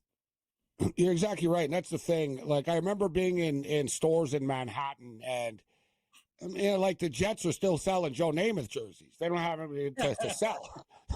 You know what I'm saying? It's like there's more Joe Namath. Like, there's some Revis jerseys, but you know what I'm saying? Like, and the Giants, what are you gonna do? You sell Lawrence Taylor jerseys still? Like, you know what I mean? At this point, it does seem like a perfect fit for them. All right, I want to get to UNLV and just show them a little bit of love, because it's the first time ever, Rick, in the history of UNLV's pro day that they had every NFL team there. The player that people most talked about, like their supposed best player when they were coming up, and it was Ricky White, their wide receiver. But I know a lot of people seem to like Jackson Woodward, the linebacker. They have a couple of DBs that might sneak in the back door in the later rounds as well. But what's your take on Ricky White? I know that his speed has less than impressed people over the last couple of months. Yeah, well, I mean, it's not elite speed. It's 4.54. It was what I think we had him guesstimated in. He was not, I don't think, a combine invite. So I guess that's why the teams are out there and kudos to Barry Odom for what he did with that program. I know I have.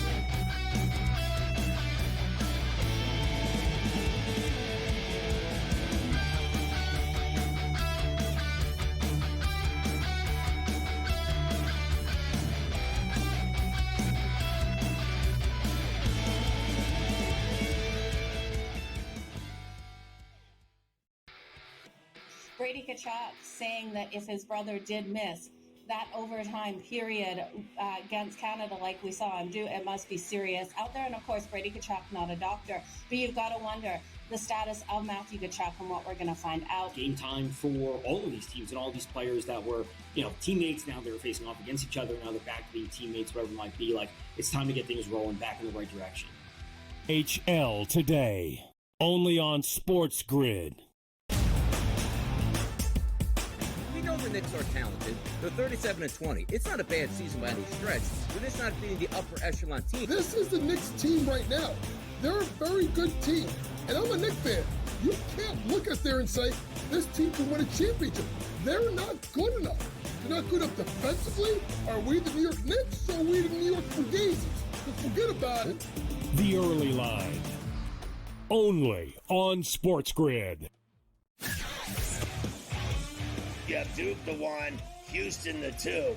They're the 2 best defensive teams in the country. I want to see them play for the right to go to the Final Four, because I think that would be a kick-ass game. Duke is really great on both ends of the floor. They can score and they can defend, and that's why they win by big numbers all the time, because they're really good on both ends of the floor. I don't trust Houston's offense. Pharrell coast to coast, only on SportsGrid. The Eagles got it done.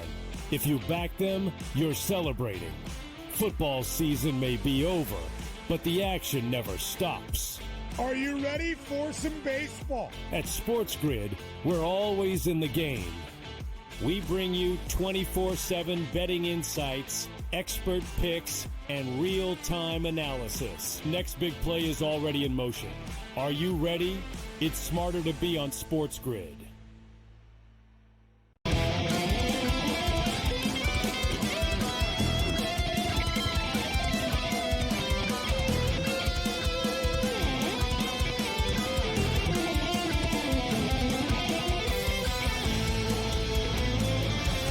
Twisted Tuesday. I am Morency. We're kicking it. Man, we're on the clock here tonight. Time always flies when we talk football with Rick. I can't wait for the sports books to start posting, like, over-under draft position and all the draft props. I guess they're waiting for the end of March Madness right now. We got baseball starting this week. But, we got our eye on the draft year-round. That's why you got to get the NFL Draft Bible, and Rick is putting it together. So follow Rick Saratella. Go to allaccessfootball.com as well. Rick, I am fascinated by the teams to draft the player props. Team to draft Ashton Genty. Raiders, plus 140. Bears, plus 150. Cowboys, 6-1. If you had to place a wager, where you say that Ashton Genty ends up? I'm going to go Cowboys, Gabe. As much as the running back is making a comeback, the Raiders have so many other needs. The Bears make a lot of sense. I don't know if they'll pull the trigger that early, but, man, the Cowboys need a running back. And, man, JJ loves star power. And, boy, Genty would truly be the best running back they've had since Emmitt Smith. So, to me, it is more than past due time to get Dak Prescott a running back to alleviate some of the pressure off of that man's back. Whether or not he can carry the weight, that's a whole nother story, but they need to help that guy out. And Ashton Genty could do just that. And whether or not Jerry Jones and Stephen Jones do the right thing is another question as well that we've seen in the past. That's a gamble. All right, I want to get to Travis Hunter. I know you're in love with him. The Patriots are plus 100 to draft Travis Hunter. Okay, fine, but that's assuming that he lasts to the fourth pick in the National Football League draft. I'm not so sure that he does. The New York Giants are unpredictable. I don't know. Who knows what the Giants are doing? They're courting Aaron Rodgers, Russell Wilson. I don't know. You know what I mean? So at this point, me and Rick talked about the Shedeur Sanders stuff. Seems to make perfect sense. The Cleveland Browns, though, at plus 425, and they still have Deshaun Watson. They haven't officially gotten rid of him. They guaranteed him his contract. He says he's going to be ready to go. I saw him posting videos of working out and stuff like that. I'm not stating that I believe in him. I'm just stating facts that it's, are they going to draft a quarterback, Cleveland? Is it crazy? Like Travis Hunter plus 425 to go to the Browns. It's not a bad bet considering the odds. Yeah, they asked Myles Garrett if he was happy with the strategy in place for the draft and what direction they're going. Now, he did share that they told him what their intention is. And I got to give Cleveland some kudos here because it's been locked. I mean, it's been like tight lid lockdown out of Cleveland. That's a good point. We've heard nothing. I can't even get a heartbeat. I can't get a pulse. What's going on? And the only thing I've ever heard about Cleveland is that they're not scared of drafting Shedeur Sanders, that he doesn't want to be in Cleveland. That's the only thing I've ever heard, that they're not scared of him not wanting to play there. But that doesn't mean they're going to take him. Yeah, I mean, you could, and they have so many needs. Like, they need everything, right? They need a wide receiver. They need a cornerback. What do you think, Rick, of the Abdul Carter talk there? That they pair him with Garrett, and then you really have you have a 1-2 dynamic that can terrorize offensive lines. Do you buy? Is that a smart move? Do you buy into that? If you forget about his ankle stuff. Let's just say he's healthy. Would you pair, if you're the Browns, to use that pick to bolster your D line? Would you just give freaking Garrett $40 million a year? Yeah, I mean, if Travis Hunter's off the board, why not? You just have a pair of bookend quarterback terrors. Just go sack the quarterback. I mean, I can understand the logic, but what I don't understand is who's your identity? Are you in with Watson or are you out? I get a sense I'm outside of the building. I get a sense they can't wait for this guy to be out of the building. Maybe I'm wrong, but if it was me, I would want to start fresh at this point. I'll just eat the $200 million. Okay, let's start fresh. Let's let's tear the page out of the notebook, turn the page, whatever you want to use. Let's start a new era. And if you don't get a quarterback at number 2, now you are the Cleveland Browns, so chances are you will be up at the top of the draft picking again. But nobody thinks like that. So, like, you got to go get your quarterback. I mean, you don't have these opportunities. Like, go get your guy. I'm with you. If I was the Cleveland Browns, I'd just take Shedeur Sanders. I get the face of the franchise who would ease people. Like, Shedeur is good, people. Like, don't listen. Don't believe the media hype, all right? Shedeur Sanders is going to turn an NFL team around. Rick Saratella, NFL Draft Bible, allaccessfootball.com. Check it out. The Twisted Tuesday continues. Bring it.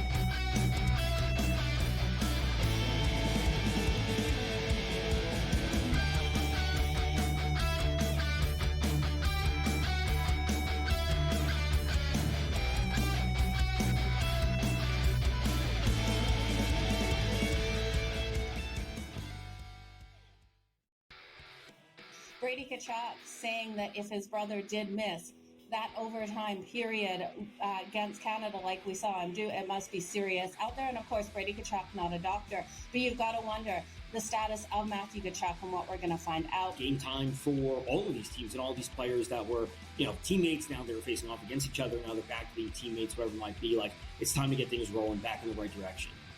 HL today, only on SportsGrid. We know the Knicks are talented. They're 37-20. It's not a bad season by any stretch. They're just not beating the upper echelon team. This is the Knicks team right now. They're a very good team. And I'm a Knicks fan. You can't look at there and say, this team can win a championship. They're not good enough.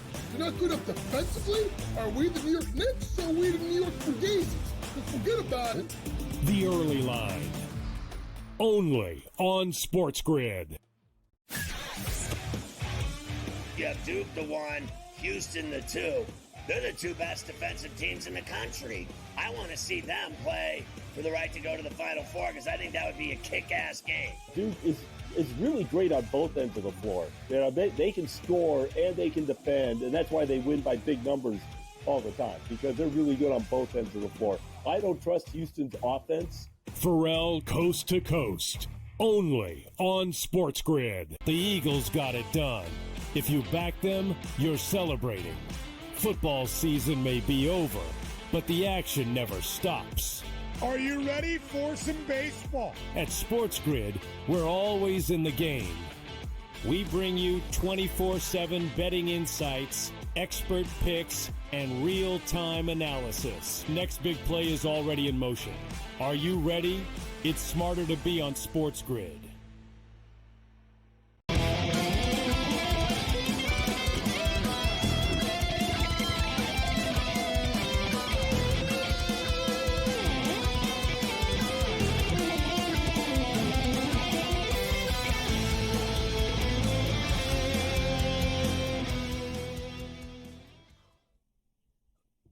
The Twisted Tuesday continues. SportsGrid Radio and Television Network, Sirius XM Channel 159.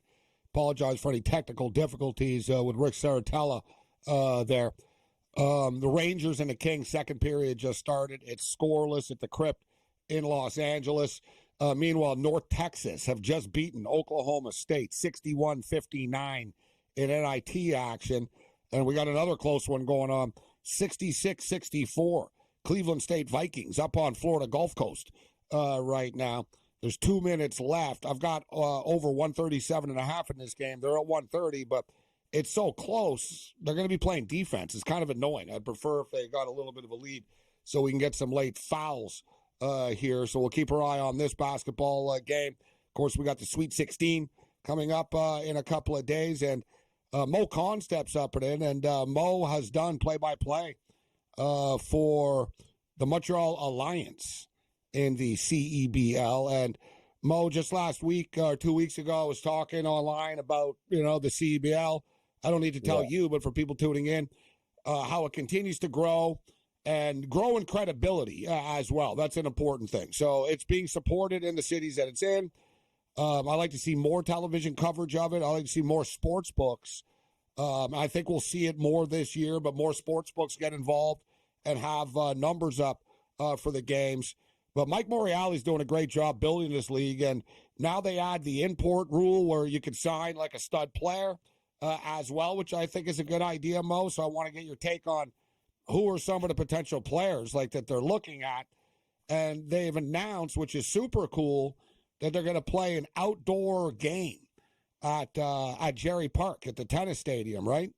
So that's pretty badass. That's going to look great on TV. It's a beautiful stadium. You see it for tennis. Former Jerry Park in the old days, the Expos played there. Then they turned it into a tennis complex. But you can have events there. They've had concerts there, boxing events there in the past. So now you slap a basketball court down there. I hope the weather's good, Mo, but super cool things in the CBL going on. Yeah, and the problem is, Gabe, very well, late May is when we get a lot of rain in the city of Montreal. So it could be a real flip of the coin if they get great weather or off weather on that Friday night. But you're absolutely right, Gabe. The CBL is starting to grow in demographics of viewerships across Canada and now in the U.S. They have international streaming deal as well overseas in Europe. And, they're trying to get more of the top end talent, as I said before, the import rule to bring in a fourth international into rosters, which is going to help grow the game. But even right now, guys, they've sent, I think now 50 players in the last 5-6 years of the league's existence towards the NBA, whether it's NBA contracts, the G League contracts, or high-level European contracts.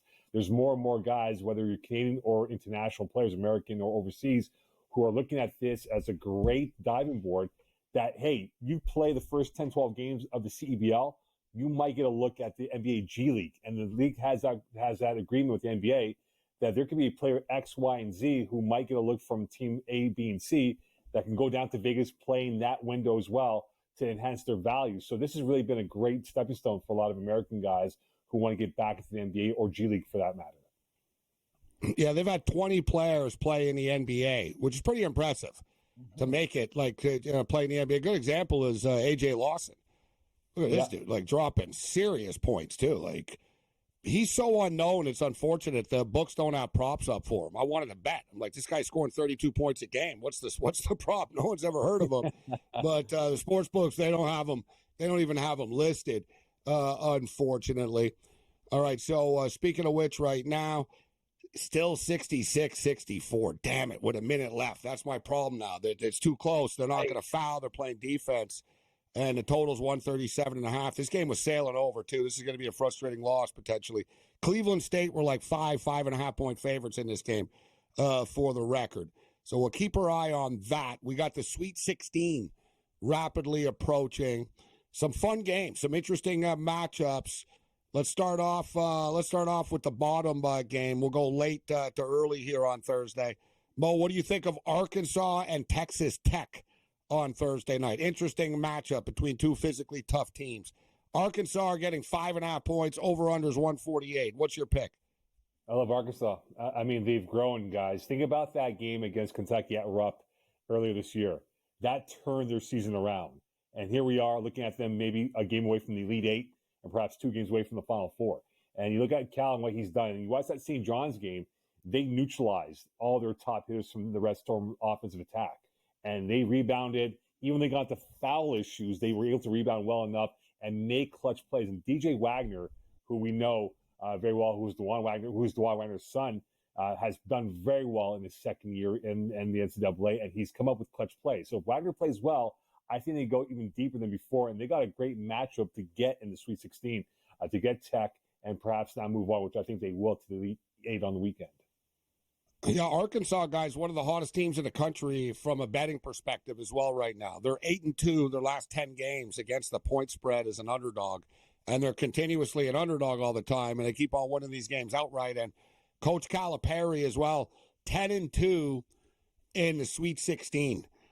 Now, he's played in 12 games. He's won 10 of them. He doesn't lose a lot of these Sweet 16 games. I actually like Arkansas as well, plus the points in that game.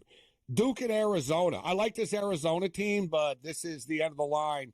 They're going to get buried in the desert here against Duke. Actually, technically, though, it's in Newark, this game.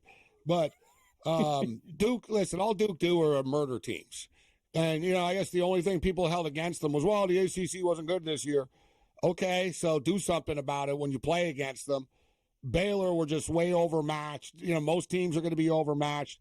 Arizona's going to try to run with them. Arizona can't change what they're going to do, guys. So Arizona are going to run with them, and Duke are just going to, I said it earlier, there's going to be like 15 alley-oop dunks, bro, to Cooper Flagg in this game, like backdoor cuts and Arizona are going to get scorched on defense.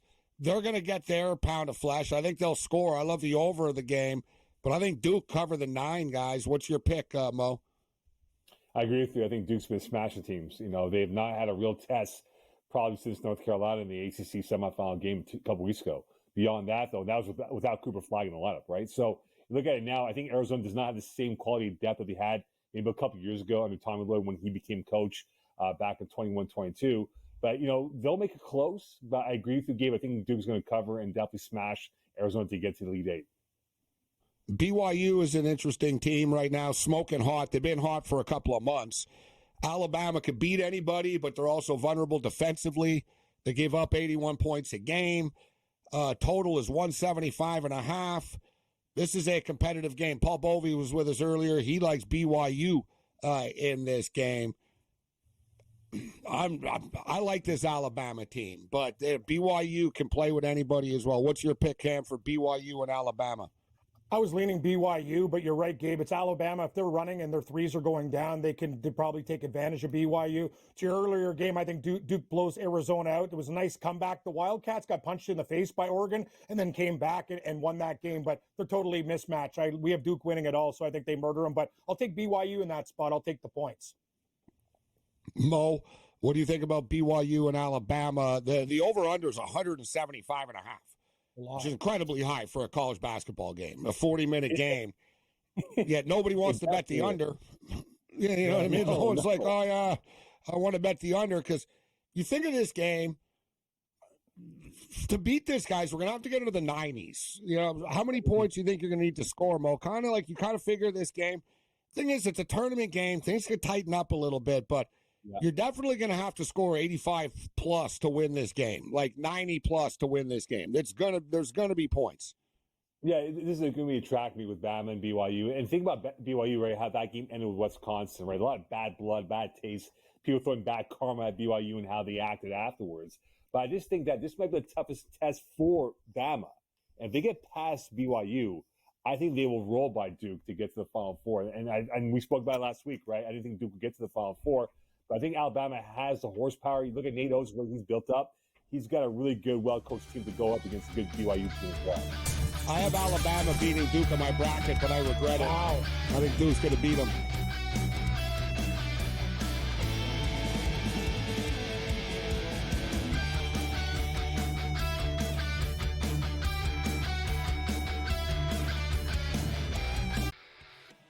Brady Tkachuk saying that if his brother did miss that overtime period against Canada like we saw him do, it must be serious out there. And of course, Brady Tkachuk, not a doctor, but you've got to wonder the status of Matthew Tkachuk and what we're going to find out. Game time for all of these teams and all these players that were, teammates. Now they're facing off against each other. Now they're back to being teammates, whatever it might be. Like, it's time to get things rolling back in the right direction. HL today, only on SportsGrid. We know the Knicks are talented. They're 37-20. It's not a bad season by any stretch. They're just not being the upper echelon team. This is the Knicks team right now. They're a very good team. And I'm a Knicks fan. You can't look at there and say, this team can win a championship. They're not good enough. They're not good enough defensively. Are we the New York Knicks or are we the New York Fugazi? Just forget about it. The early line. Only on SportsGrid. You have Duke the 1, Houston the 2. They're the two best defensive teams in the country. I want to see them play for the right to go to the Final Four because I think that would be a kick-ass game. Duke is really great on both ends of the floor. You know, they can score and they can defend, and that's why they win by big numbers all the time, because they're really good on both ends of the floor. I don't trust Houston's offense. Pharrell coast to coast, only on SportsGrid. The Eagles got it done. If you back them, you're celebrating. Football season may be over, but the action never stops. Are you ready for some baseball? At SportsGrid, we're always in the game. We bring you 24/7 betting insights, expert picks, and real-time analysis. Next big play is already in motion. Are you ready? It's smarter to be on SportsGrid.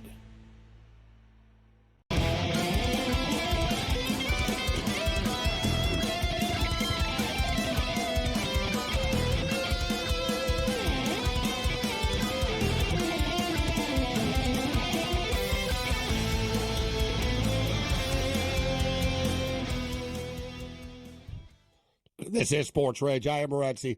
The Pips, the players, the hustlers, the people that bust them, and everybody else in between. So, yeah, Alabama. Mo says Alabama would roll Duke. I actually took that in my bracket, thinking that, the only team that could really, if you're going to beat Duke, Alabama could be the team to do it in their bracket. Arizona, I think, will give them a game a bit. Arizona will hang around. Arizona have athletes. It's Caleb Love versus Duke again, and Caleb Love played awesome. So we'll see if he can stay hot. But they're just going to get killed inside. Overall, they're going to get beat on the glass. They're sloppy defensively, Arizona. They're not the most physical team. And that's the thing with Duke. They're talented. They play fast. They play defense a bit if they want to, but they'll just sort of outscore you anyways. But they're also tough. They'll fight for balls. This is a perfect, complete Duke basketball team. But I did agree, Mo, that Alabama, just because of their style, bro, right? If they hang 98 on you, if Duke aren't hitting some shots, Duke are going to have to score if they play them.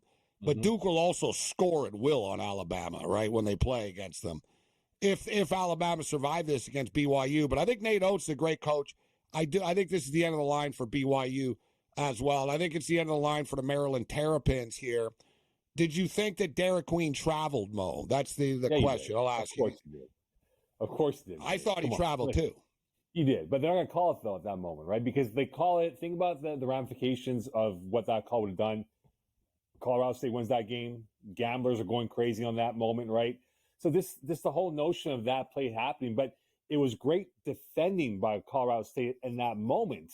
It was a better shot by Queen. But the reality is he traveled, didn't call it, and they move on. And here we are at this point of the tournament. You have to worry now for the Maryland head coach if he'll still be there, win or lose, however far they go. It was funny before. Now it's we've reached epic proportions here. Enough. I get it. That coach, I've never seen a coach, Mo, be so, try to get himself fired as much as this coach. He's literally trying to pull a George Costanza. At this point. Basically, I don't know what more you can say. He complains about everything all the time. We don't have money. We don't stay in nice hotels, blah, blah. Our plane sucks. He's constantly bitching. Right, he's probably going to be gone. I don't know if he thinks I got this job in my back pocket waiting. Who knows? There's been a carousel of this in the last 24 hours. But I think this is where, listen, the UConn gave them all they can handle. Florida were up the game, though. They were up. They were never really panicked, Florida, until the last minute, really. I think Florida dialed it up a notch here against Maryland. Then you got Friday's slate is really intriguing. Kentucky and Tennessee, Mo. Kentucky have beat Tennessee twice this year. They played twice. Kentucky beat them already twice. And Kentucky have owned them. They've beaten them 6 of the last 7 times that they played. So Kentucky has had Tennessee's number here before. Do you think the Vols can get revenge in the 3rd time that they play this year? So if you look at history with Rick Barnes, when he was coaching at Texas and Tennessee, this is where he starts to really choke at this point of his coaching seasons, right? The Sweet 16 so Elite Eight. Rick Barnes game? It's every show. We're like Rick Barnes. Just like Brad Underwood. We didn't get to that. Great, Frank. How about Illinois? Great job. Great job, Illinois. Yeah, you sure did that.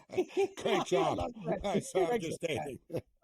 I just called Underwood a big underachiever last week, Mo, and our boy Greg Frank made the Elite Eight last year. I'm like, so what? They made the Elite Eight once. They're underachievers. But they got smoked by Kentucky. Right? What's that? That's Rick Barnes for you, though, right? At this point of the tournament, yeah. No, I'm pulling for it because of everyone picking on him all the time. Yeah, I kind of feel bad for Rick Barnes now, as crazy as that sounds. Well, let me just ask one thing. In Rick Barnes' defense, has Texas won without him since, ever? Exactly. No, they've never won. But they might now, Sean Miller, right, become the coach? I don't know. Yeah, they might have with Shaka Smart. They might have with every guy that they hire. Blah. Maybe it's the players, not Uncle Rick. I'm with you, Gabe. I like Rick Barnes. Well, it's just sort of the overall program, who they are. But fair enough. Listen, I think Tennessee do dial it up here, Mo. Kentucky have been on a nice run. Pope has done a great job here. We got to give him credit, but Kentucky have their flaws defensively. It won't be pretty. 4.5 is a little high. Tennessee aren't really built to blow you out. They're just sort of built to beat you by 4 or 5.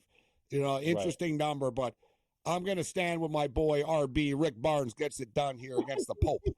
Tennessee wins the game. RB. I agree too, but remember, this game is in Indianapolis, right, which is almost a home game for Kentucky. So they might have that in their favor going in on the weekend. Yeah. Vol fans travel well, though. They'll be like, you're right. Football, they took over. Vols fans can move. They're fine. Yeah, they all froze their ass off and to watch themselves get their ass kicked. They'll go to this. So Auburn's playing in Atlanta, and they're another SEC team. It's sort of like Alabama. It's like Auburn South there. So Michigan's got to play Auburn in Atlanta, but I don't really care about that stuff. You know what I mean? Look, the Oregon Ducks guys played in Seattle. There were more Arizona fans. It was kind of bizarre. But, there were more Arizona fans in the arena. But, and also Michigan fans travel well. So, if Michigan loses, it's not going to be because the game was in Atlanta. The point spread was 9. It's come down to 8.5 here. Mo, if you look metric-wise, Michigan, they don't shoot the 3 very well. They turn the ball over a lot. Like, they have a lot of flaws. But they're like a baseball team that, they have like a team batting average of 252, but they win a bunch of one-run games all the time. Or they're like a fighter that gets beat up like during the fight. And then somehow at the end, they win by submission in the last minute all the time. But they're getting confident. And there's one thing Michigan can do, guys. We saw this past week against Texas A&M. If May didn't really have a choice but to let them start to play a bit. Like Texas A&M turned it into like a street ball game. They were running up and down the court. They were dunking. They were crashing the glass. And Michigan sort of walking up the floor and playing in the half court wasn't working.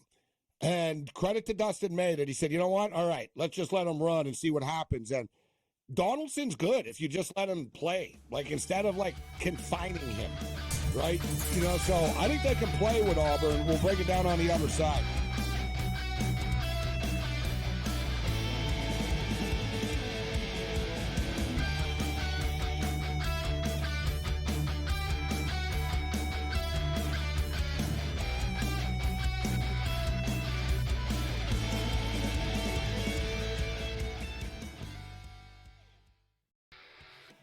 Brady Tkachuk saying that if his brother did miss that overtime period against Canada like we saw him do, it must be serious out there. And of course, Brady Tkachuk, not a doctor, but you've got to wonder the status of Matthew Tkachuk and what we're going to find out. Game time for all of these teams and all these players that were, teammates. Now they're facing off against each other. Now they're back to being teammates, whatever it might be. Like, it's time to get things rolling back in the right direction. HL today, only on SportsGrid. We know the Knicks are talented. They're 37-20. It's not a bad season by any stretch, but it's not being the upper echelon team. This is the Knicks team right now. They're a very good team. And I'm a Knicks fan. You can't look at there and say, this team can win a championship. They're not good enough. They're not good enough defensively. Are we the New York Knicks or are we the New York Fugazis? Just forget about it. The early line, only on SportsGrid. You have Duke the 1, Houston the 2. They're the 2 best defensive teams in the country. I want to see them play for the right to go to the Final Four because I think that would be a kick-ass game. Duke is really great on both ends of the floor. They can score and they can defend, and that's why they win by big numbers all the time, because they're really good on both ends of the floor. I don't trust Houston's offense. Pharrell coast to coast, only on SportsGrid. The Eagles got it done. If you back them, you're celebrating. Football season may be over, but the action never stops. Are you ready for some baseball? At SportsGrid, we're always in the game. We bring you 24/7 betting insights, expert picks, and real-time analysis. Next big play is already in motion. Are you ready? It's smarter to be on SportsGrid.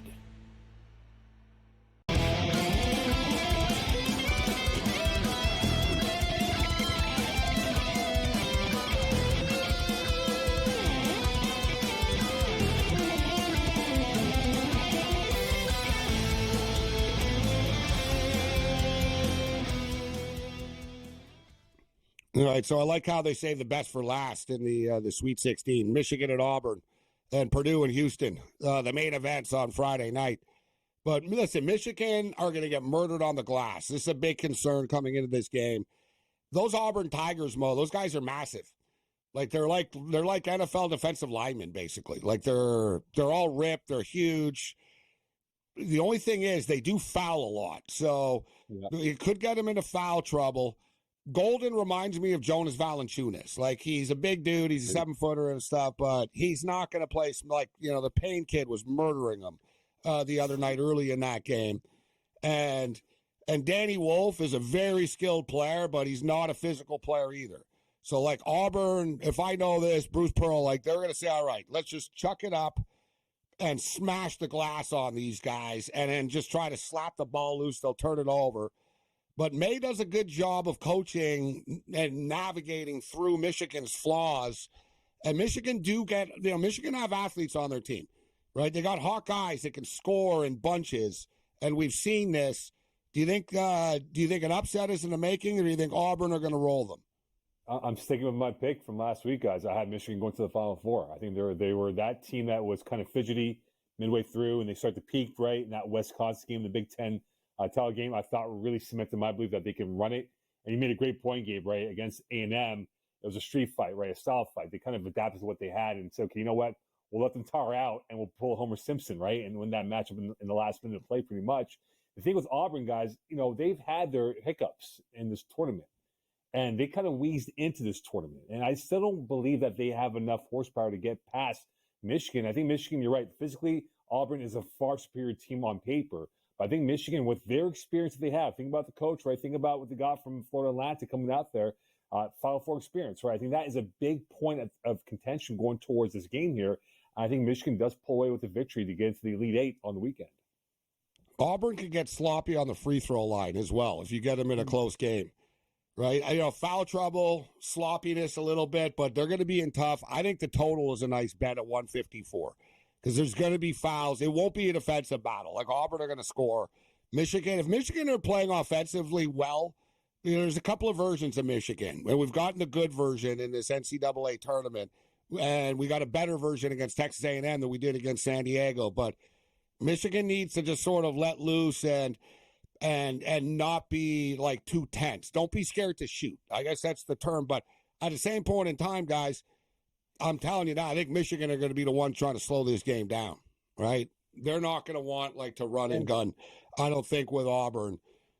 Interesting matchup, though. The better for them. As a fan, like in a tight game, look how good Michigan is in tight games. That's the one thing they do. Like Auburn better get up by a lot. Like if Michigan lingers within like a possession, that's advantage Wolverines in my opinion. Tight game in their first match, you saw Texas Tech was winning. They come back. Like Michigan's great in like 1 or 2 possession games. They figure it out. They're very good that way. Even 4 or 5 points. Even if it's a 4 or 5 point gap, they're still in that game. Agreed. Well, they set a record this year. 13 wins by 4 points or less.